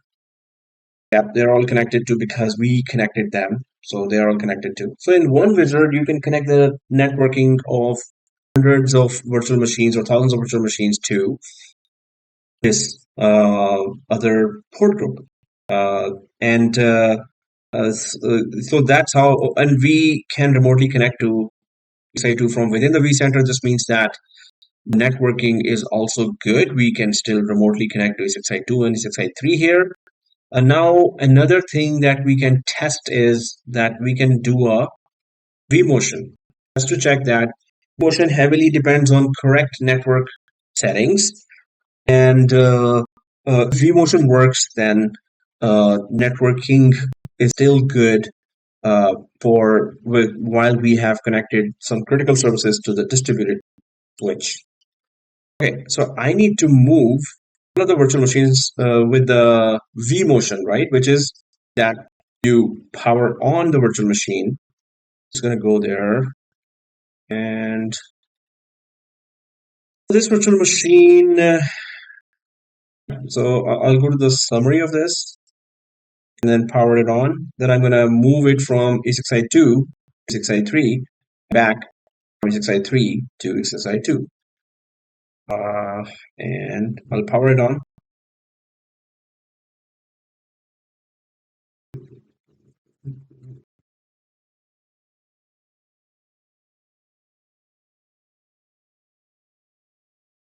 Okay, so there's a green play button here. VM02. And I'm just gonna migrate it from ESXi2 to ESXi3. Okay? Right click here, migrate. We did that before. And change compute resource only. Yeah, that's good. Next. My destination is ESXi3. Next. And distributed port group D-PG virtual machines to D-PG virtual machines. So that's good. So destination network will also be this. Next. Yeah, schedule with high priority. Next. Finito. So this is the virtual machine. And it's moved successfully. Yay. Okay. I'm just going to move back quickly and create a resource. We know the drill now. Destination is this time 2. Next, yeah, the networking is okay. Next, give it high priority. Next, finish. So this virtual machine is in ESXi3, and now it has moved back to ESXi2. We're good. So the distributed switch, the whole networking is good. It's working fine. Now we're going to move to much more critical labs. And on top of this networking that we have done, we're going to be introducing some more sensitive and complicated features. It's not complicated in terms of configuration, but it's the processes in the background and automation, the level of automation that they show. That's what we need to understand for DRS and for HA, high availability distributed resource group, and then resource schedule, and then affinity rules, and other many features. So we're gonna now go for other features. Let's take a break and then come back for the next features.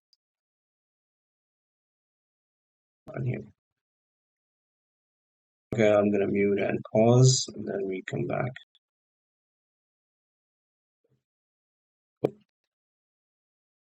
Me 20.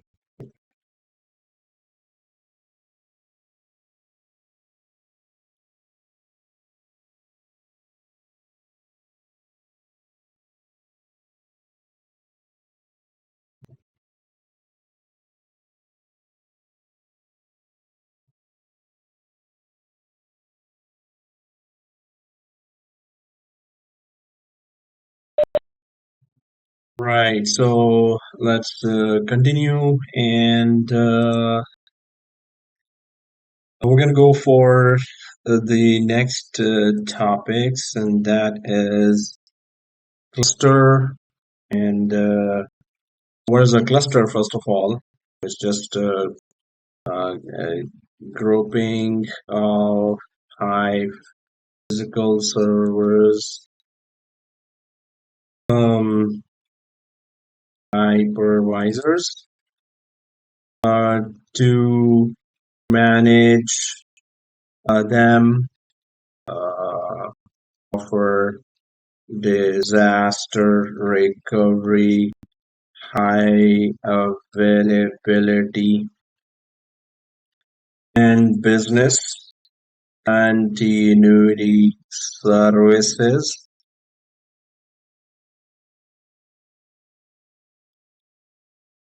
Right. So, cluster collectively sees the resources of all hypervisors, right? For example, if there are 10 hypervisors hosts with 1 terabyte RAM each, then cluster sees a total of 10 TB RAM available with. So it just collectively sees cluster collectively sees all the resources in order to provide. This helps the cluster automation services to decide which um, hypervisor needs more resources and which is currently available, etc. So clusters collectively just sees all the hypervisors and their resources. So how much RAM is available actively, how much CPU is available, how much storage is available. We can also say same is the case with CPU and storage as well. So if each hypervisor has 1 terabyte storage, and there are 10 hypervisors, so cluster will see 100 terabyte storage there, not 10. So it's going to see collectively. For each cluster, there can be 64 hypervisors in a cluster. Okay? Recommended configuration, recommended recommended or best practice is to recommended or best practice is to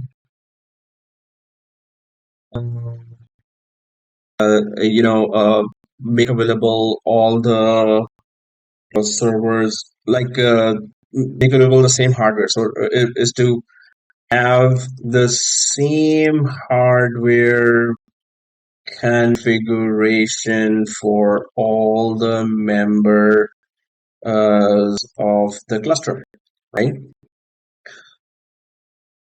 Hardware configuration should be the same. That is very, very crucial.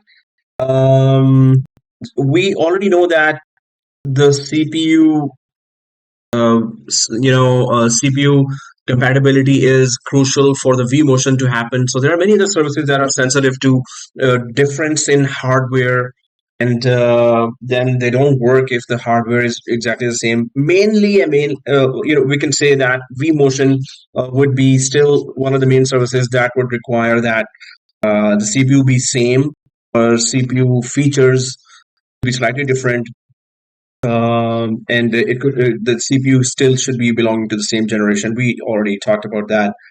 So cluster offers these kind of features. Now let's create a cluster and then introduce the physical servers to the cluster. Then we talk about the HA and DRS features. Then we also talk about EVC and affinity rules. Then we go ahead with the other features. So I'm just going to go ahead and get to the lab. Here in the lab, we already have created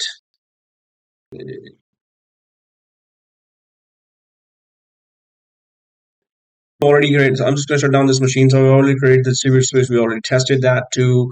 I'm going to just create a cluster now. And cluster also is a data center level feature. So if you right click a data center, you can see new cluster.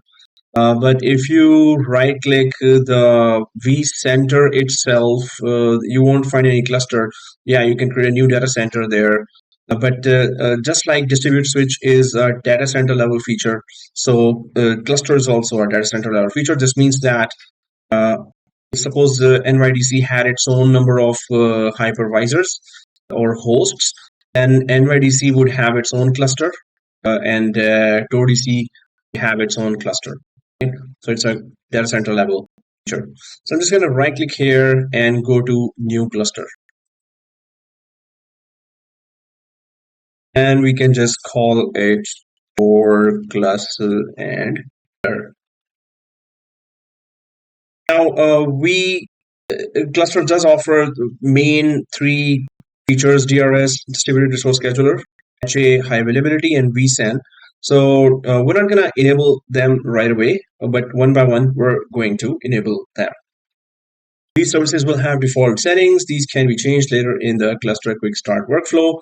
Manage all hosts in the cluster with a single image. So if all the hosts are connected with a single image or same configuration, then it's if you enable this option, then it will require cluster will require that all the hardware and hypervisor configurations should be the same, compatible with each other.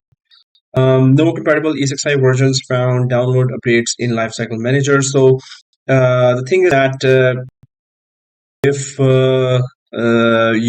there's a feature called Lifecycle Manager where you can patch the hypervisors, you can upgrade the hypervisors, and download newer hypervisor versions as well. So right now we're just going to create a cluster and then we're going to explore inside all the features. So I'm just going to press OK here to create a Tor cluster under the data center called TorDC. The cluster needs to, so there it goes, quick start. It shows you the steps as well. Because of our hardware limitation, even for those who have 32 GB RAM, it would still be a hardware limitation.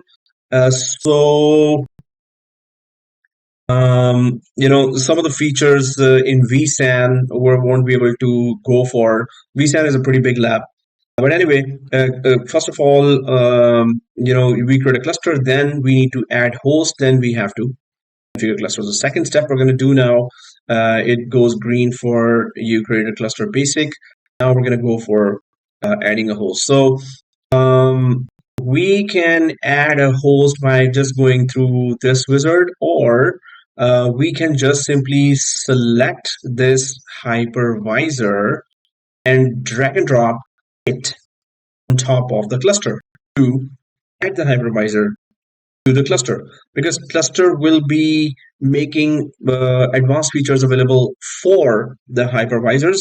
So hypervisors have to be introduced to cluster. If I right click the cluster itself, an empty one, it also has add hosts. You can create new virtual machines inside a cluster as well. Resource pool you can create inside a cluster. New namespace you can give that, okay, this belongs to this branch or this Toronto dot company name dot something dot local.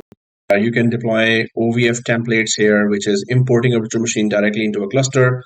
And you can create new data stores across the cluster. Host profiles is just keeping same configuration of all the hypervisors consistent. Licensing, settings, then there are these normal services. I'm just gonna either you can drag and drop the host or you can add host this way as well. And add is here as well. So there are many ways, right? So I'm gonna go for one host with the add host. Right click. So go ahead and right click the total cluster. Those who are following. I'm gonna click add host, and then it goes for. Normally I do drag and drop, but use the same credentials for all hosts. If I click the add host here after clicking the add hosts, okay, so add host just adds another line and it manually asks us for IP address, username, password. I'm just going to cancel out from here because instead of writing, and I would feel more lazy now, so I'm just going to select this host. I'm going to drag it, and as soon as it goes green, drop it on top of it. So I'm going to press O and K, which is okay. And then I'm going to drag and drop the other one as well. Now, what happens here is that the cluster gets to know these guys. I'm going to go on the cluster level. I'm going to go on the summary level. So summary, I'm going to select the summary cluster and summary, right? So then it tries to collect information, that total CPU, how much it has, total memory, how much it has. So we have two hypervisors and 44 GB, it's 7.99 or 8 GB RAM it total has. And out of the total of 8 GB, like 4 GB, 4 GB, we have used up only 2.48 GB. And then the storage also it calculates as 1.6 terabytes. So remember we gave 200 GB disks there as well. And if we had added some other disks than that. So now you can also see one more thing here, and that is very crucial as well. It is creating VCLS or cluster virtual machines or virtual clusters. Now VCLS1, VCLS2, these are 1 GB virtual machines that actually runs the cluster background services. It runs cluster. Right? So these virtual machines need to stay up for the cluster to keep functioning. Right? And those virtual machines are created.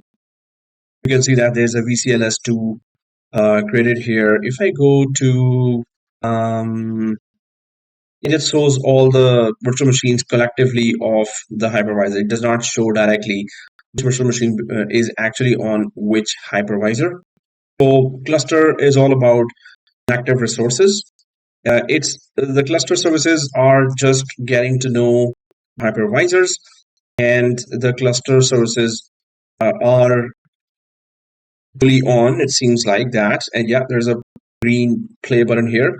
But VCLS virtual machine is responsible for running all the cluster background services, which means this is down, the cluster services are down, this is up, cluster services are up. It runs the cluster, basically. And it takes, if I go to that VCLS virtual machine, so it's actually not even 1 GB. Well, it's the storage is this. Memory is 0 bytes used, but it goes up to 1 GB. Okay, now if we get back to the cluster, so we have created a cluster, and then we have added two hypervisors. It is collectively seeing all the hardware that is available of the two hypervisors. Now, the main action area would be cluster and then configure, right? So in the configure area is where all the features that cluster has to offer. There's DRS, main features or services are DRS and vSphere availability. So distributed resource scheduler and high availability. What's the difference between the two? And when we turn them on, what will exactly happen? So what happens is, I'll just show that in the diagram. So what's the difference between HA, DRS, and FT basically? You must know that for the interview. If they put it exactly like that, otherwise, they will just ask any other way. What is FT? What is HA? When does each kick in? That's the main question for that. Well, better I put it there. Okay. So when does I clicked on the VCLS in the notification for the recent task bar. I don't know where the Tor cluster. Actually, it's like it has disappeared. It's normal to have that, or like you want to see the cluster sources inside the VCLS machine, or you're trying to no? remotely connect to it, or The Tor cluster has just disappeared. I've clicked on the VCLS under the recent task, and now it's like I do not have the cluster anymore. I have Odyssey, under which I have discovered virtual machine, and another group VCLS, the virtual machine down, but not the Tor cluster anymore. so VCLS in your case is not under Tor cluster, or Tor cluster is gone. Hey, what are you talking about, man? So if you are collapsing Tor DC and then expanding Tor DC, then you don't see this Tor cluster. Is that what you're saying? Yeah. Oh, did you drag and drop this? Can it be drag and drop to this? Yeah, it can be drag and drop No. to NYDC. You didn't do that, right? No. Oh, also, are you in this area? Or are you in any of this? So click this. Okay. When I click VCLS, yes, it shifted the second tab. Thank you. Yeah, so in the virtual machines, it will not show yet. Right, exactly. Okay, so we're back. And so here it's going to be hosts and clusters. This section is called hosts and clusters. Okay, so now we were talking about. Sorry. Yeah. I don't have a VCLS in Tor cluster. That. So if you click the virtual, maybe you're here. So there's a VCLS group here. You can expand that, but you can go to this section. Also, it shows here as well. So if you go here, then you can expand that. If you go to storage, obviously you won't be able to see that because it is not supposed to show virtual machines. If you go to network, it's not supposed to show virtual machines. So these two sections do not go. The virtual machine and template section and host and cluster section will show that. So do you see that? I have the same issue. I have it in the virtual machine and template, but not in some clusters. So hosts and clusters like this, it's not showing. Yes. But if it's showing here in VMs and templates, we're still good. We're still okay. Yeah, it has to be showing somewhere. So otherwise, yeah, then cluster will not work. Okay, if it's there, then yeah, maybe you refresh or I know sometimes browser is making some tricks, so it's not showing. But if it's showing here, that's good enough. Okay, so let's go ahead and try to explore some more advanced features. But in fact, I was actually explaining that when does it kick in? Okay, so HA kicks in when there is a host down. When a host is down or hypervisor is down, crashes.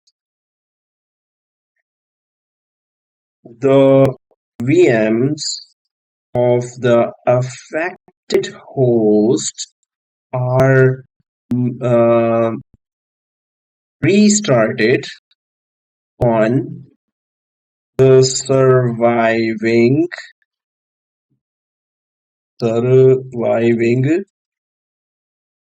host, right? So HA kicks in when the host goes down. I'm going to explain that with diagram as well.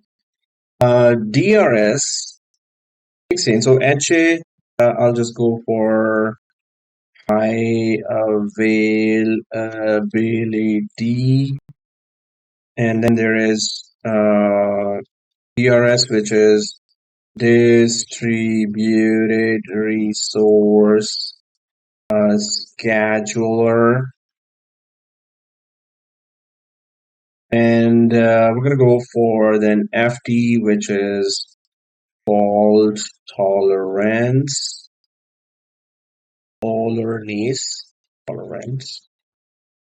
Okay, so when does HA kicks in? We talk about that tolerance. Okay, tolerance. Right. So HA kicks in when the host crashes. Physical host crashes. Okay, I'll just make it a little more clearer. Physical host crashes, while DRS kicks in when there is a performance degradation of a host, and it moves the VM or VMs from low performing host to high performing host, which has more RAM, CPU available, hence high performing. So that's what DRS does. It moves. When we say moves, so obviously it's vMotion, the VMs, low performing host to high performing host. Other thing is that students get confused with that HA restarts the machines on other hypervisor if the main hypervisor on which the machines were crashes. So that is something that you should be very, very clear with, that restarts. The VMs of the affected host are restarted on the survivor hypervisor. Let me just clearly say that, not vMotioned. Okay, I'm going to explain that in diagram with the help of diagram as well, but this should be very clear that the host crashes. You cannot vMotion a machine. For vMotion to occur, for the migration to occur, the host has to be powered on. Crashed host does not have virtual machines available to migrate, right? So the machines are effectively shut down and they are restarted. So whenever there's a crash, vMotion cannot take place. Motion only takes place both hosts are up and running. DRS is that service that automatically analyzes that there's a host with 90% of CPU and RAM used and the virtual machines are so slow, and then there's another host that has 30% of CPU and RAM used, and it's offering 70% of CPU and RAM is free. So it moves the virtual machines from slow performing host to high performing host automatically, and we can control that too. How much automation can DRS have? Okay, then fault tolerance. What is that then? Fault tolerance kicks in when there is a host crash or the active VM crashes not available for any reason. FT depends on So FT is configured by creating a backup, passive, same thing, standby, secondary. I keep going with this VM. So FT is configured by creating a backup secondary VM for an active VM, right? Active VM is on one host and passive VM has to be on another host. Okay, so fault run kicks in when the host crashes or active VM crashes, not available. And then how FT is configured, I told you that too. Uh, when the crash happens, the active VM services quickly fail over. That's the thing that happens with FT, fail over. Services quickly fail over the passive VM,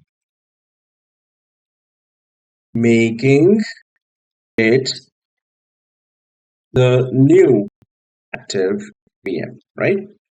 So that's the story that you have to understand. Normally, what I do is I used to explain separately when the topic comes, like HA. First, we only talk about that. Then DRS, we only talk about that, and then FT. But when we do comparisons, we get a clear idea of which services exactly do what.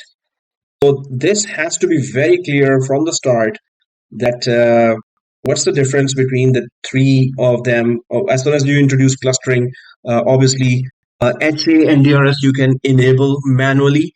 FT you can configure and enable manually. So, but there should be you should be very clear about the differences between the three services. Okay, so if we go for the diagram-based understanding of that, then we will. I'll just quickly explain that as well. I'll grab one less messy. Seriously, something messy. Okay, so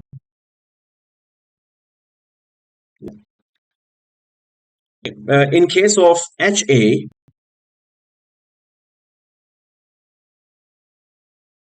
in case of HA. So HA, we already talked about. What happens is that a virtual machine is here, and that virtual machine obviously is configured with recommended configurations. So it would be its virtual disk drive would be here on the data store, LAN-based data store, and the virtual machine is here. Now the host crashes. So what happens? Host crashes. Now this virtual machine was loaded on what? It was loaded on the RAM. It loaded on the RAM. So when the host crashes, RAM is not available. So this virtual machine was loaded on the RAM of this host, while the virtual disk was loaded on the data store. Data store is available over the network. This same data store is available from E6i2, but it is also available from E6i1. It is also available from E6i3 because the underlying LAN is connected to all three hosts. So the data store on top of it is connected to all three hosts as well. As soon as the host crashes, the virtual machine effectively shuts down. So when we say high availability, what it does not do is that there is no zero downtime. So there is a downtime with it. It's not downtown, it's downtime. Okay. So there is a downtime with it. Okay. So there's a downtime with it. Is there the machine is restarted as the VM is restarted. Emphasis on restart. you have to stop to restart, right? This means if you restart, the end users connected to this machine will be disconnected. Now, then what's the high availability in it? High availability is that this virtual machines, all files are living on this data store. This data store is connected to this hypervisor as well and to this hypervisor as well. The thing is, if this hypervisor is not available, the virtual machine files are still available over the network on this data store. So it's HA will see that, okay, which other hypervisors are available. Oh, okay, this is powered on. This is still powered on. So it just selects the hypervisor and loads the virtual machine on the RAM of the surviving hypervisor. Now that virtual machine, when it loads here, obviously it has its connection to the same disk on the data store because it's over the network. It's not on this hypervisor, it's over the network available. It's just mapped to the hypervisor, right? So the virtual machine just simply loads from here on the RAM of the other hypervisor. But it is the process of restart. So yes, there is a downtime when it comes to the virtual machine. So that's what I need to add here. There is a downtime with it.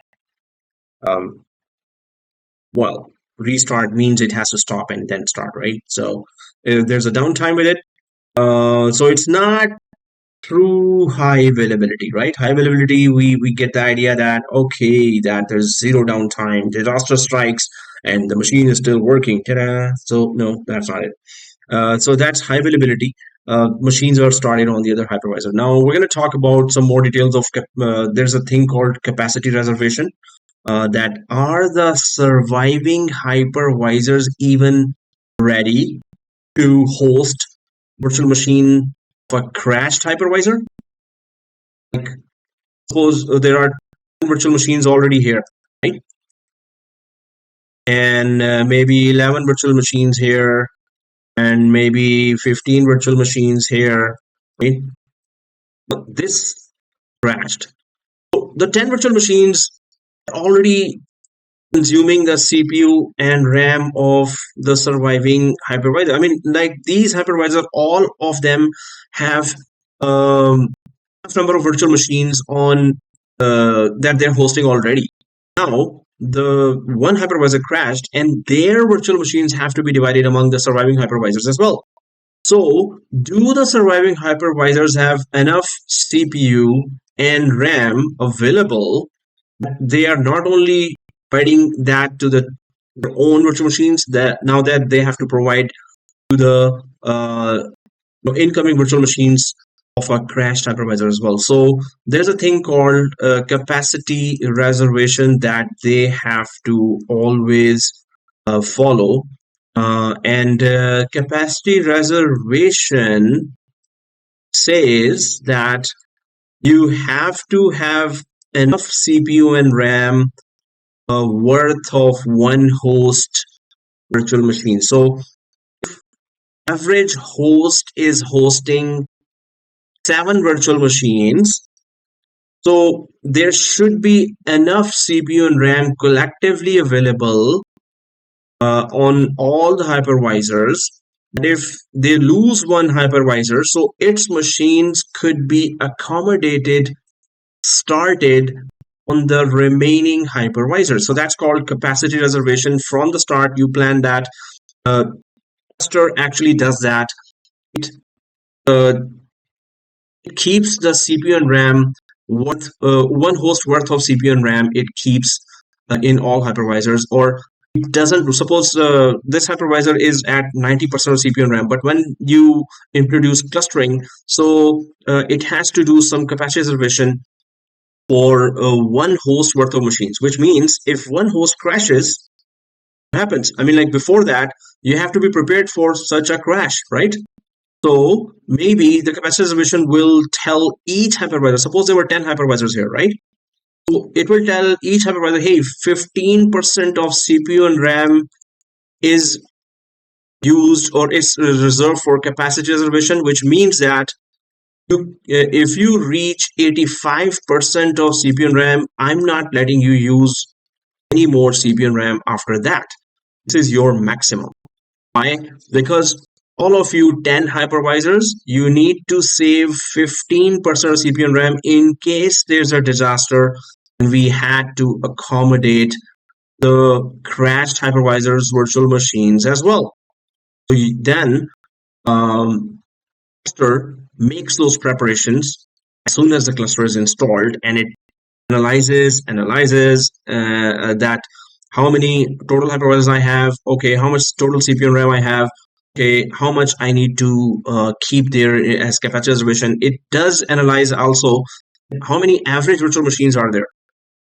Then it automatically then decides that, okay, I think average of 7, 8, 12, 15, according to whatever the hardware the company provided, 15 average of this many virtual machines are there, and that much CPU and RAM actively is reserved in case of crash. So we're going to be talking about that when we go in depth with HA. There are those features, but yes, there in HA, hardware has to go off.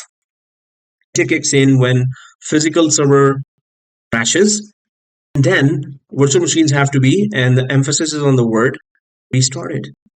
Never say in the interview or anywhere that when HA kicks in and the virtual, so in the interview, if this is, oh, can you tell me what is HA? What is HA? What does it do? And you say, sir, HA actually does this, that when the hypervisor goes down, then the virtual machine migrates or vMotions from one hypervisor to another. And the interviewer then says, oh, okay, next candidate, please. So yeah, embarrassing. Anyway, the thing is that it doesn't migrate, it restarts. There's a downtime. So the next thing is that there is DRS. We know that already. That DRS only kicks in when there is performance degradation. So performance degradation. So that's what you need to remember. So performance degradation. Now that would be easy to understand, I guess, that if you have a virtual machine here, and suppose there are lots of virtual machines here, obviously they're all sharing CPU and RAM, and somehow the CPU and RAM used is for this hypervisor, CPU and RAM is 90% being used. So 90% used. Now every 5 minutes, DRS analyzes which hypervisor has how much CPU and RAM. It's all about CPU and RAM. So which hypervisor has how much CPU and RAM, and then it decides that, okay, so you can put it to that mode where it's fully automatic. You can put it to that. Suppose you are busy with something. Suppose your friends actually ask you for a party, and you have to go, and your boss is also on vacation, and you want somewhere to take care of the performance of your VMware environment. So actually, you can just put DRS on fully automated mode, and we're going to practice that as well. I'm going to show you how to do that. But what it does is then automatically it keeps on checking every 5 minutes how much CPU and RAM is available on each hypervisor, and it sees that, oh, there is more CPU and RAM. Suppose there's 30% CPU and RAM used. CPU RAM used. 30% CPU and RAM used here, and 70% free. So it would simply decide to migrate. If you put it on fully automated mode, so it's going to just migrate the virtual machines from one hypervisor to another, where the virtual machine will have better performance because of the availability of a lot of CPU and RAM. So DRS kicks in when there is degradation of performance, and if the host crashes, DRS cannot help you. If the host crashes, HA can help you. So we understand hopefully the difference between HA and DRS. DRS, both hosts have to be up. It's just the performance degradation that DRS is concerned about. Then comes the FT, and FT is, as we already know, that you have to create partners here. And suppose there's a partner in this hypervisor, and so the first one is active machine, and the second one is the passive machine, right? So that's the active VM,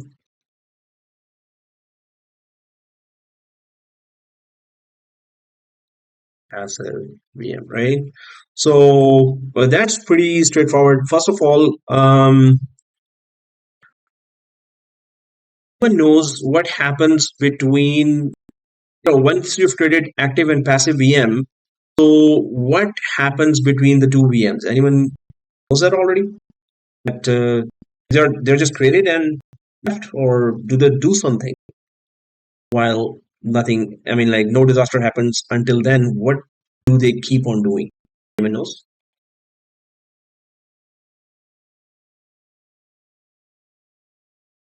Did the backup synchronize? Synchronize, exactly. Moise says it, and that is whatever is happening in the active VM is synchronized with there's a asynchronous replication and then there's a synchronous replication. So asynchronous replication has a delay, and synchronous replication is like same time replication, right? So between active and passive VM, there is a synchronous replication going on. I'll just mention that here.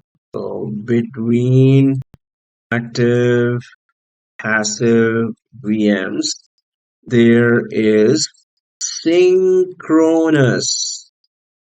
You can also say same time replication goes on. Because of this, there is zero downtime in FT. This means there is no loss of data. Right? There is no loss of data. There's a downtime in HA, and there is loss of connectivity and data, right? If there was any transfer. Okay, so that's the difference between then HA and FT. The crashes happen in both ways. The first one just restarts virtual machine as soon as possible. The second one, FT actually takes a lot of bandwidth. So it is configured only for most critical machines. You cannot just enable it for all virtual machines, only for the most critical virtual machines, because it takes a lot of bandwidth. So that's where you have some.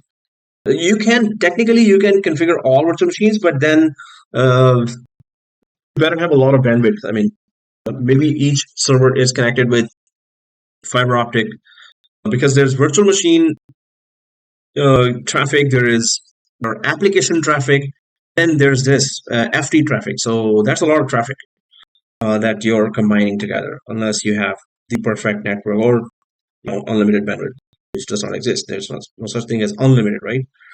There has to be a limit somewhere for bandwidth. So if we go back to the diagram, so there's that. As soon as the change happens here, because of the synchronous replication, the change happens right away there as well. That can only happen in a fast network, LAN environment. So when you talk about Azure regions, there's a replication going on between one region to another region. So that is always asynchronous replication, because there's a delay between replications. First, it takes, change happens in one place, then and it is confirmed, then it is sent to the other one. Same time replication cannot happen in two regions of the cloud, right? Azure, AWS, whichever. Okay, so this is LAN fast network. So synchronous replication is happening same time. So there is zero downtime. So as soon as there's a crash, the active VM fails over, or its services fails over to the passive VM. Passive VM is updated to the last second, whatever was going on in the active VM. So passive VM is fully updated. So it becomes the new active VM. Not only this, it does one more thing.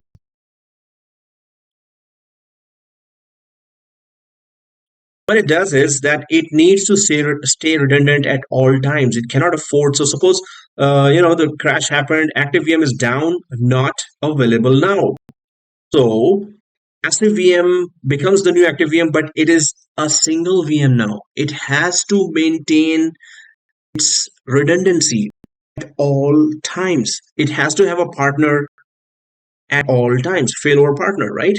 So now suppose this VM is down and that active, this hypervisor is down and the active VM is not back soon. So what happens is in a big environment, obviously, or if there are three hypervisors, it creates its new exact copy. It's a new active VM now. Right? So it's a new passive VM is created on yet another hypervisor. So it maintains its redundancy right away. So that's a very cool thing it does.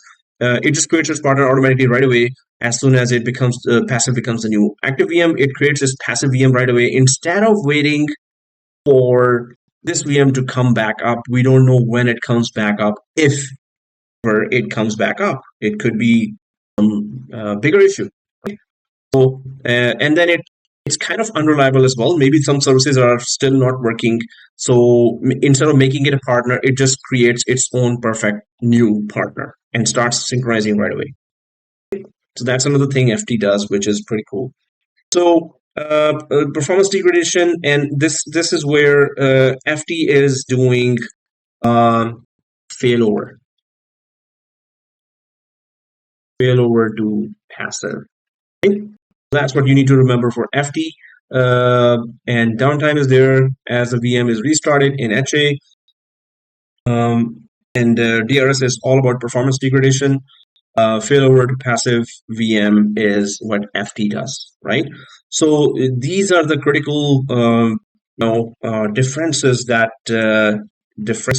you need to always remember when you are talking about these three critical services. So obviously, we're going to be doing full labs on all three. So we'll understand how to implement them. But knowing the difference is also obviously a very big deal. Let's go ahead.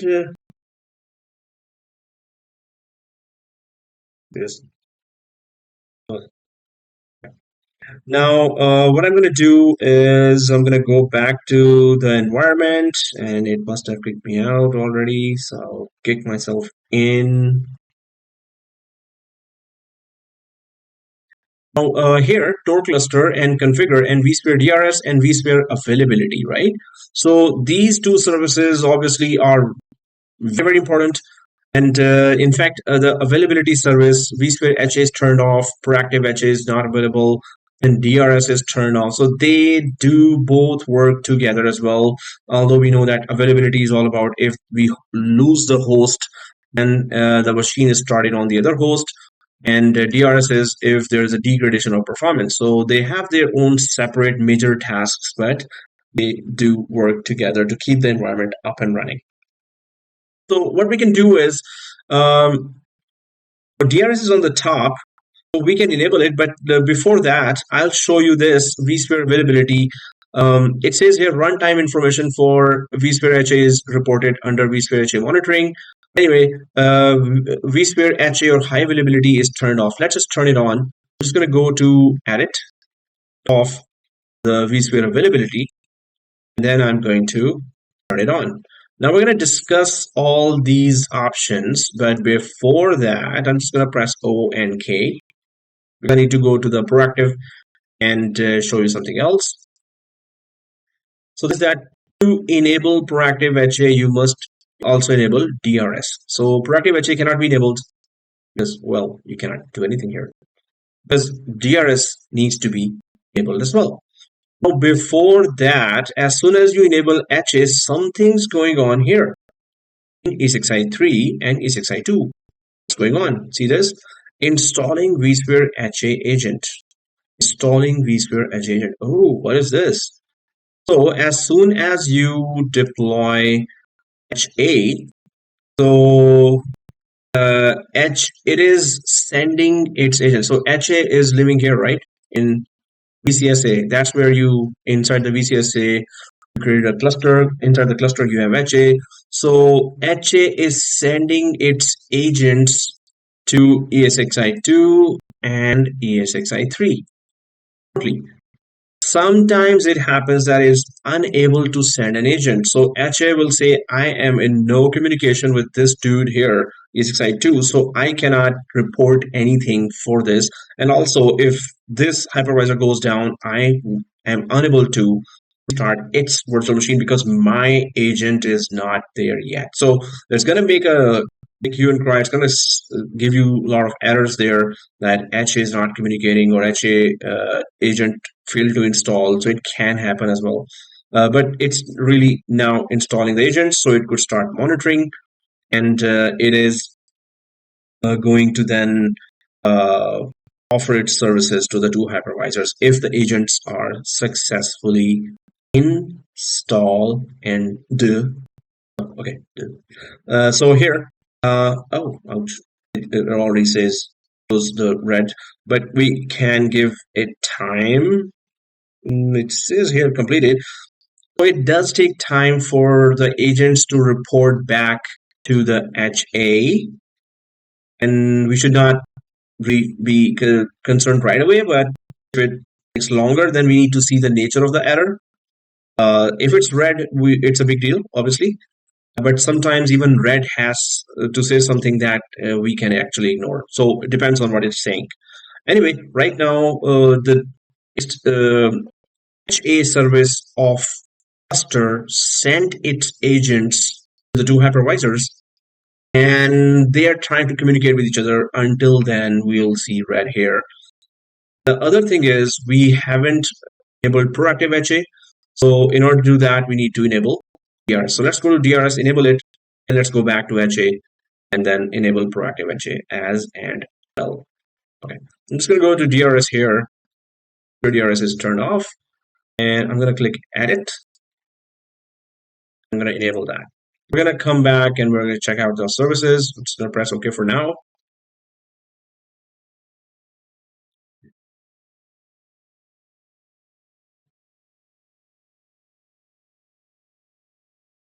And then I'm going to go back to vSphere availability. And that availability, proactive HA is turned off. So I'm just going to turn it on now. So we have enabled HA, proactive HA, and DRS.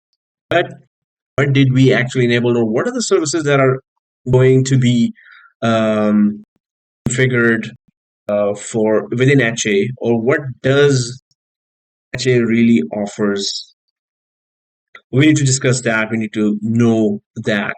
Now, first of all, there are some red exclamation marks here, and that is kind of no good. So I'm going to go to Tor cluster here, and I'm going to go to summary because that's where it's going to show the detail of the errors. Also, I'll just drag this recent task area down. So cannot find vSphere HA master agent. And vSphere HA host status is this. Okay, so acknowledge or reset to green. Right now, first of all, cannot find vSphere HA master agent. So master and slaves. Now, these masters Okay, so when we go to cluster and summary, so you see a lot of other windows here as well. And if you go down, it gives you a lot of, tries to give you a lot of details there as well, right? So vSphere HA is this one, this window. There's DRS window as well. There are others as well. vSphere HA is this. If I just try to expand that, so right now it says that it is, high availability is there, and proactive HA manual, it is, host monitoring is enabled, VM monitoring is disabled. So it just gives some kind of information. But if it comes to, hey, what about the hosts?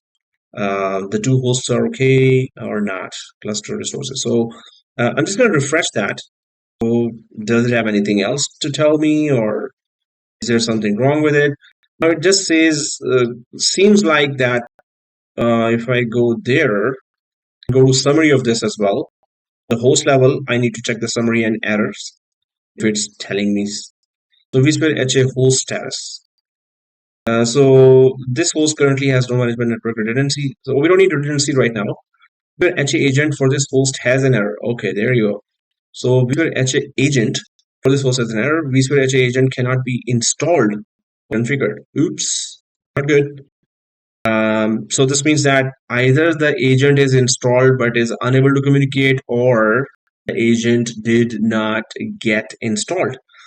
We need to get rid of these errors, right? So sometimes it takes time, and if we refresh the browser, and somehow the agents start communicating, otherwise we restart the hypervisors. And then the agents try to communicate when the hypervisors restart. Third thing is, which is a bit longer step, you take out the hypervisor from the cluster and put it back in the data center. So as soon as you take out the hypervisor from the cluster tends to uninstall the agent of HA, right? HA just agents gets uninstalled as soon as you take it out of the cluster. And once we take both of these machines out of cluster, then we can put it back to cluster, and then HA will start again pushing the agents there. That majority of the cases that works. And if you take out, if this error is not going away and it says, hey, agent did not get installed, configured. It gets installed, but it's not configured, or it's not installed at all. So here it says either of the two situations. So what first I'm going to do is I'm going to just restart E6i2 and E6i3 and check it out. It's going to detect that. It's going to try to communicate. HA is trying to communicate with its agents. If it does not, then I'm going to have to take out of the cluster both of the hypervisors one by one, and then put it back, and then check if this error is gone. So we can tree shoot that.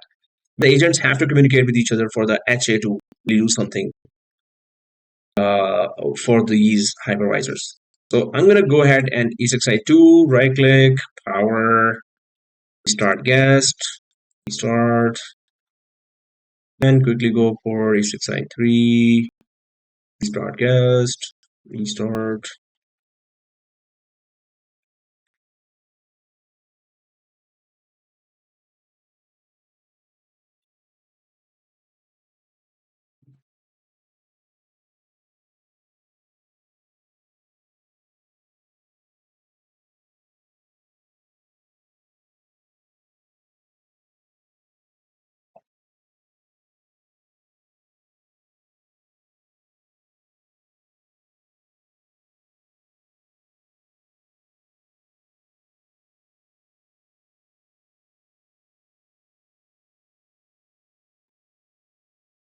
So just restarting.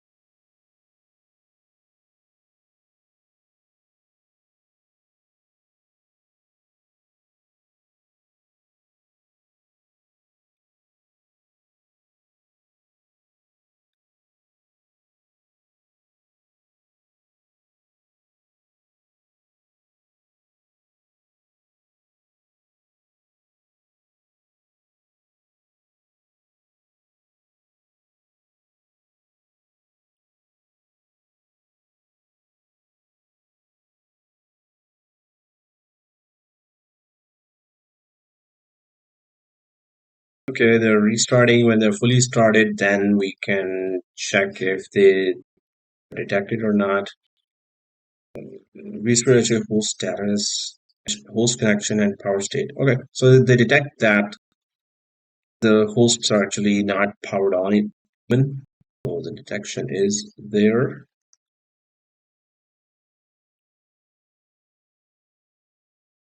Both are restarting. That kind of small issue does happen when we are installing that in the live environment as well. Live environment is directly installed on a physical server, so most of the time it doesn't really do this.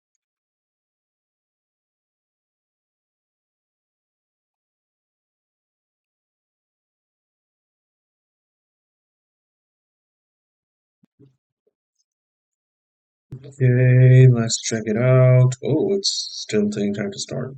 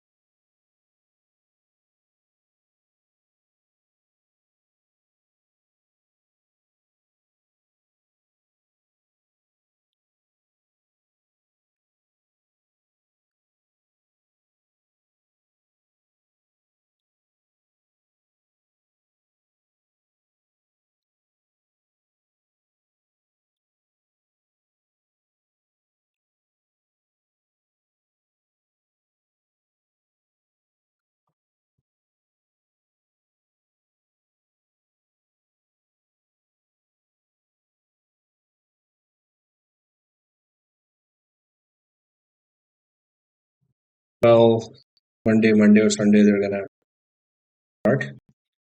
Okay, did they detect anything? Did they talk to their agents? Agents are working. 007, come on, get in action. What's wrong with you?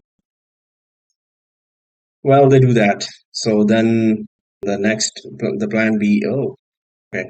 So yeah, so one more thing about this is the VCLS, the virtual machines that run the actual cluster, they are running on the RAM of the hypervisor. So when the hypervisor restarts, obviously we wait for the VCLS to start as well. VCLS starts and the clustering services are available. VCLS do not start clustering services like HA, DRS, vSAN. Other services are not available. So given our limited hardware, so they're taking time to restart, and that's what they're saying, insufficient resources. You know what? 4 GB is a no-no.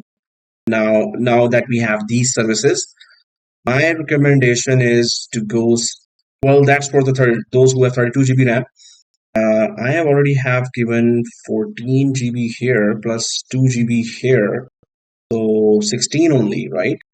So I still have 14 GB left, and it's just consuming these two hypervisors collectively are only consuming a total of 8 GB. So if I give them 6 GB more, so 12, plus 16, right? So 26, 28. Still 4 GB is left for the whole underlying hardware. So what I'm going to do is I'm going to shut down these two hypervisors and I'm going to give them 6 GB RAM each, E6i2, E6i3, right? Because I have enough RAM and it's going to take more time a bit, but better configuration is always good. So I'll shut down these two hypervisors and let's just give them 6 GB RAM instead of 4 GB RAM.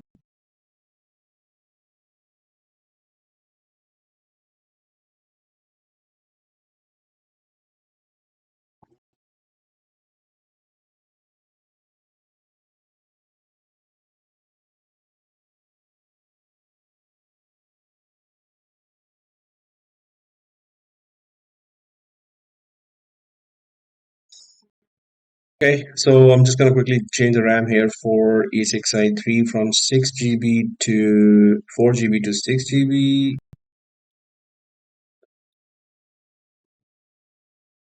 Okay, 6.6.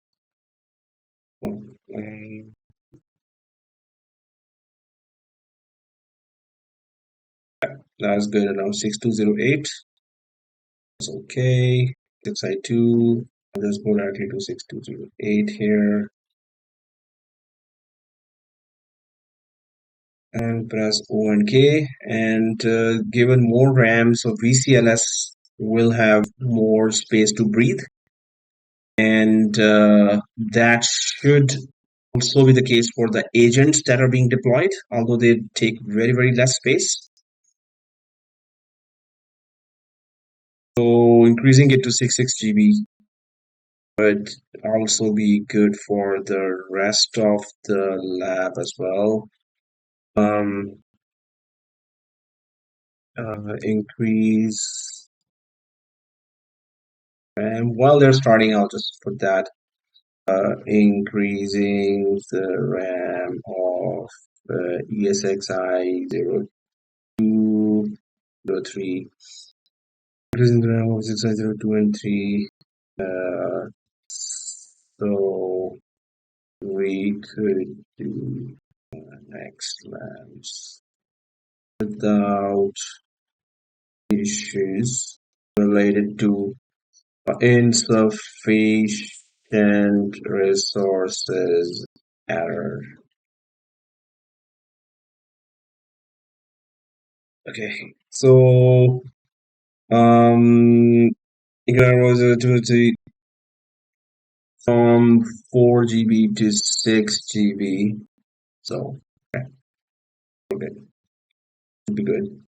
I'm gonna go back to this, and when it starts, now increase of RAM might not really resolve that agent not installed for HA agent not installed issue, but um,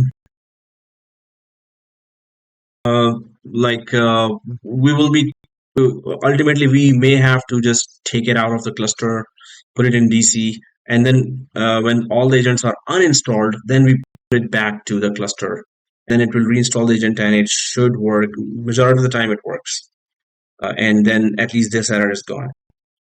So maybe there's a yellow warning, which we can ignore always. But the red exclamation, no good.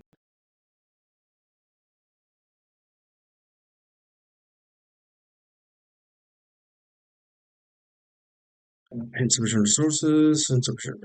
Well, it's starting again, so it's gonna take a little time. While it is starting, explore the features. I'm gonna go to the cluster and go to configure and vSphere availability. So vSphere availability has vSphere HAs turned on, and then there's an edit button here. So let's go there, explore the features because we don't need to really see the ice melting or see them starting and wait. So we can discuss by that time. So now it says here failures and responses, admission control, heartbeat data stores, and advanced options. So that's the main HA cluster features. You can configure how vSphere HA responds to the failure conditions on this cluster. The following failure conditions are supported: host, the host fails; host isolation, if it is isolated in the network; VM component protection; data store with PDL, which is permanent device loss; and APD, which is all paths down. Permanent device loss, all paths down. So we're going to talk about that. What is this? And then VM and application. So these are the types of failures for which HA offers one thing or another as a solution. Well, HA's solution is actually to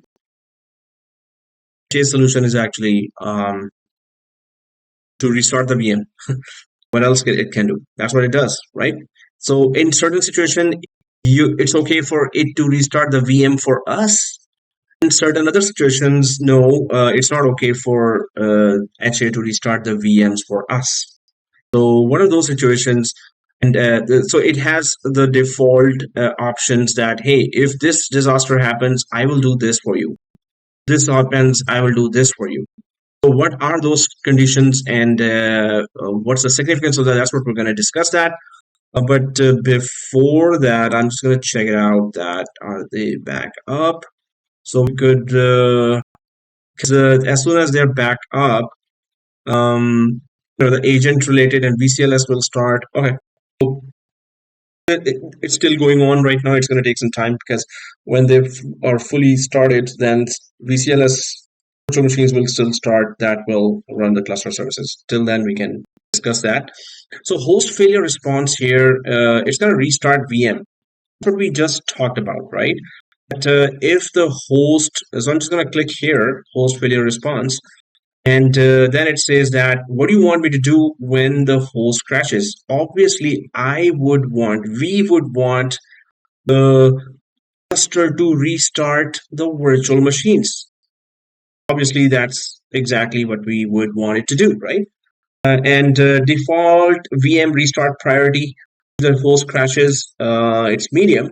We can go for high or highest as well, that yes, please restart my VMs when the host crashes. Thank you very much. And then VM dependency restart condition. So after the condition has been met, vSphere HA will proceed with the next VM restart priority. So the thing is that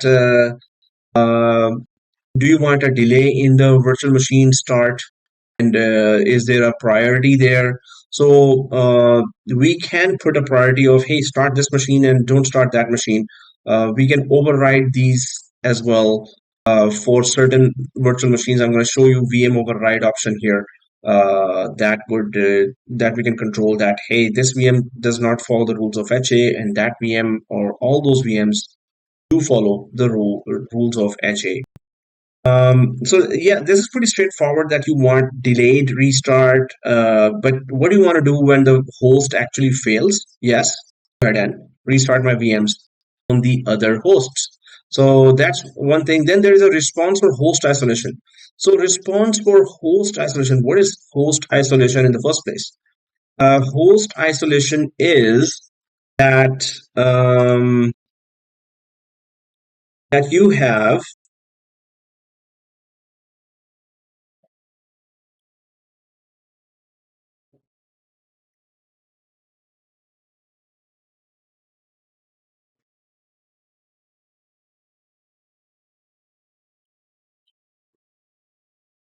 host isolation. So host isolation is that, suppose you have the multiple hosts here, and those multiple hosts are connected to different switches, right?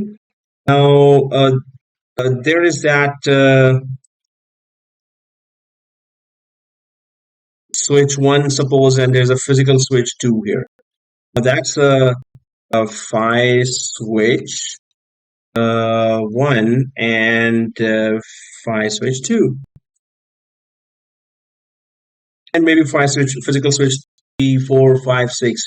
Now, there are different hosts connected to different switches. So suppose these are the hosts connected to this switch, and these are the hosts connected to this switch, and this switch is connected to this switch. Now, what happens is sometimes that, okay, so how the what kind of connections you have from the VCSA to the hosts. So VCSA host connection. Now there is management host connection of the hypervisor. So hypervisor VCSA or vCenter has to be receiving information from all the hosts. Hey guys, are you up and running or not? There's also one more thing here, that is, as soon as the hosts are in the cluster, they divide themselves into master and slave. So one of the hosts has to become a master, and all other hosts have to be a slave host. So what is that master slave configuration? What's the significance of that? So if some of you have done computer hardware, so there used to be a master disk, and then there's a slave disk, 3 slave disks and 1 master disk there. So there's that when you create an HA, enable HA, so HA sends its agents. The agents also do an election between the hosts, and automatically one of the hosts becomes master and the other hosts become slave. Now the duty of the master is to collect that heartbeat from all the slaves. So the slave hosts are supposed to send a per second heartbeat. I'm alive, I'm alive, I'm alive, I'm alive, I'm alive, right? So they keep sending that heartbeat. I'm alive, heartbeat. I am alive, heartbeat. Heartbeat, right? I'm alive, heartbeat. Slaves are sending this to master, and the master sends that to VCSA. Hey, sir, VCSA, vCenter. That all the slaves are reporting that they're alive, they're connected, they're powered on. Okay, so that's the report that the VCSA then gets from there. In fact, this is going to be confusing when I have created this diagram as well. So I'm just gonna make it go away. So the thing is that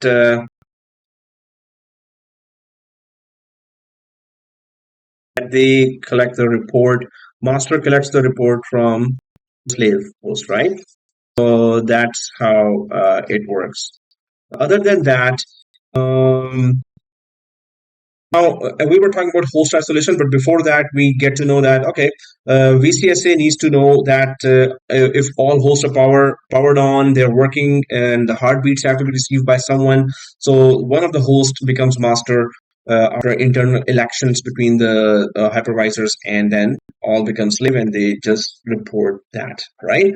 So the thing is that when now host isolation is that okay, hosts are connected to each other through switches, and switches are connected to each other as well. So suppose there is that one switch, there's a connection, the switch got disconnected, right?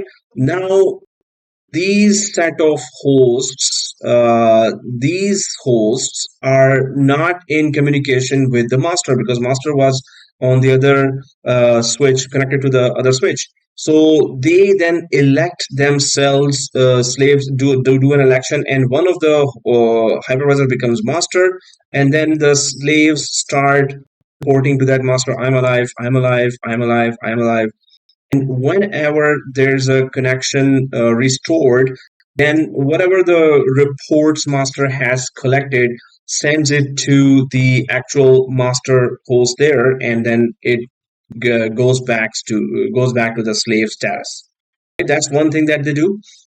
Second thing is, which is more important to understand, and that is that when the hosts are suppose there's a host isolated.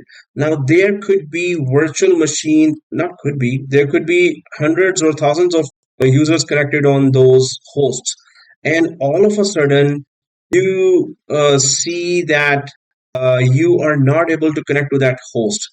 Now the one thing that there's a possibility that the management wise you are unable to make a connection to any host. So suppose the management port, there are 8 or 9 network cards there, right? So there are 8 or 9 network cards on each physical host, right? So what happens is that those network cards, some of the network cards are connecting to the management port, and some other are connected to the actual end users. This is a possibility. Not this is a possibility. This happens that there are multiple network cards. So one set of network cards are connecting you to the vCenter. So suppose this network card for one network card is connecting them to the v host, right? And the other network cards are actually connected to a switch that is taking them to the end user. So end users might be connecting from with the help of other network cards their virtual machines, right? All and thousands of end users are connecting this way. What you see is that one of the hosts, suppose this host, the first host, you cannot really see from vCenter, and you have no idea if the host has frozen and all end users have disconnected, or just your management network has been disconnected while the host is okay and thousands of end users are still connecting to the virtual machine. So that is another situation that can arise, that your management connection could be at fault. That doesn't mean the whole host is crashed and all end users are disconnected. So don't go running down to the data center because you cannot remotely connect with the host, or that connection between the vCenter and the host is frozen, and you go down the data center and then you turn off the host. Now you have caused a bigger chaos because hundreds or thousands of users were connected and you distracted them. So always make sure that, okay, if my management connection is not there, that doesn't mean the whole host is gone as well. So you can go down to the data center and then check out, oh, the host is up. Okay, one thing is good, that it is up because of the lighting and the zzz sound there, right? Other thing is you can just make sure that, okay, in this host, there were suppose SQL Server machines or there were sales department machines. So you contact some of the sales department users. Hey, are you disconnected? Are you okay? And the sales department users say, yeah, we're okay, we're fine. No problem. Then you realize, okay, and there had been no tickets. There has been no upsurge of calls to you that, oh, I'm disconnected. Nobody is saying anything while you are still disconnected from the management side. So this means wait for the evening or at night when all the users are disconnected, gone, and then because your management connection is frozen, you can't do anything about it. So you can just restart the host in the night or in the weekend, but then just don't go ahead and just restart, because the possibility that only your management connection is not working, well, the users are still connected to virtual machines on the same host, other network cards. Right? So there are multiple situations, many situations are there that call for caution, and that should be in mind that, okay, disaster does strike. What do I need to do, and what do you want HA to do for you? Right? So all that should be in mind. So host isolation, host is isolated. In that case, do you want VMs to be restarted? So I would definitely say no.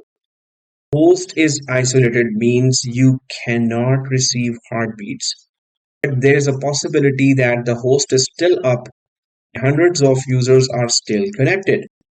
In that case, you can't really expect HA to restart a working host and disconnect all the users.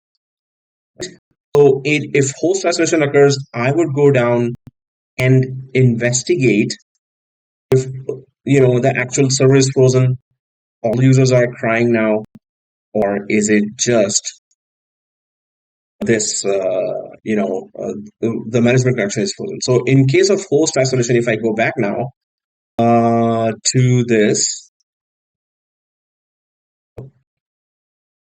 because it's long and it kicked me out. In case of host isolation, it doesn't say that it's gonna restart or power off the machines, because VMware also, the default option is disabled. I'm not gonna do anything. VMware says, HA says, I'm not gonna do anything to your machines because the host is isolated. Because there's a possibility that the end users are still connected, the applications are working fine.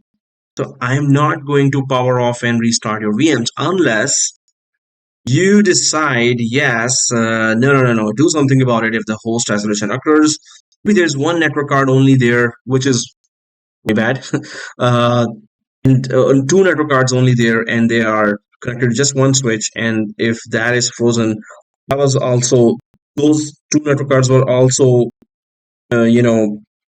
forwarding and or receiving and sending traffic of users as well. If that very connection is disabled or frozen, then those users are also going to be affected. So maybe you want HA to automatically restart the virtual machine. So it is by default disabled, because you go ahead and investigate. Don't let HA to just restart your machines, right? So host isolation is that kind of situation where it's better to investigate than let HA just blindly restart the whole hypervisor or virtual machines on top of it, right? Okay.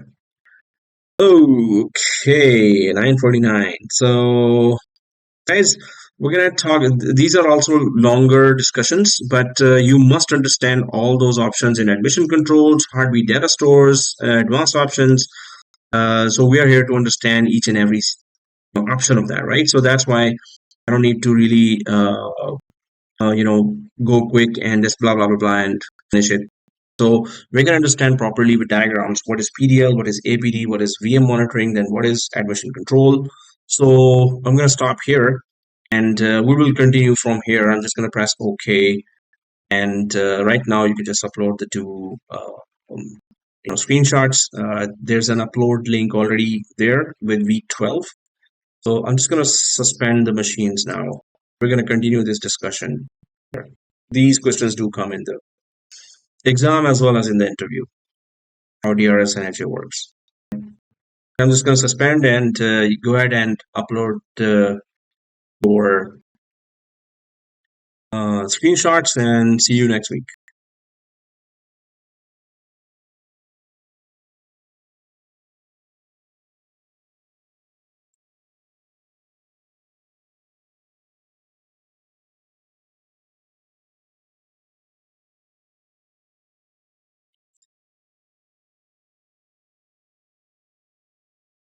So yeah, because all right, thank you, bye bye. So I hope you see the week 12 there. So just upload there, and bye bye.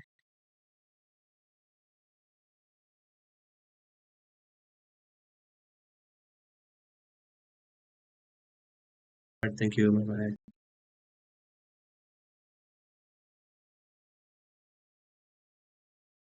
Night. Good night. Hello. Yep. We have 16 GB RAM, so we can't give more RAM to ESXi 02 and 3. Please don't give. And the next thing is we're gonna do is just take it out of the cluster and put it back. So that should also resolve it for you. Okay. Okay. Thank you. Cool. Good night. All right. Good night. Bye. I'll just upload this slide.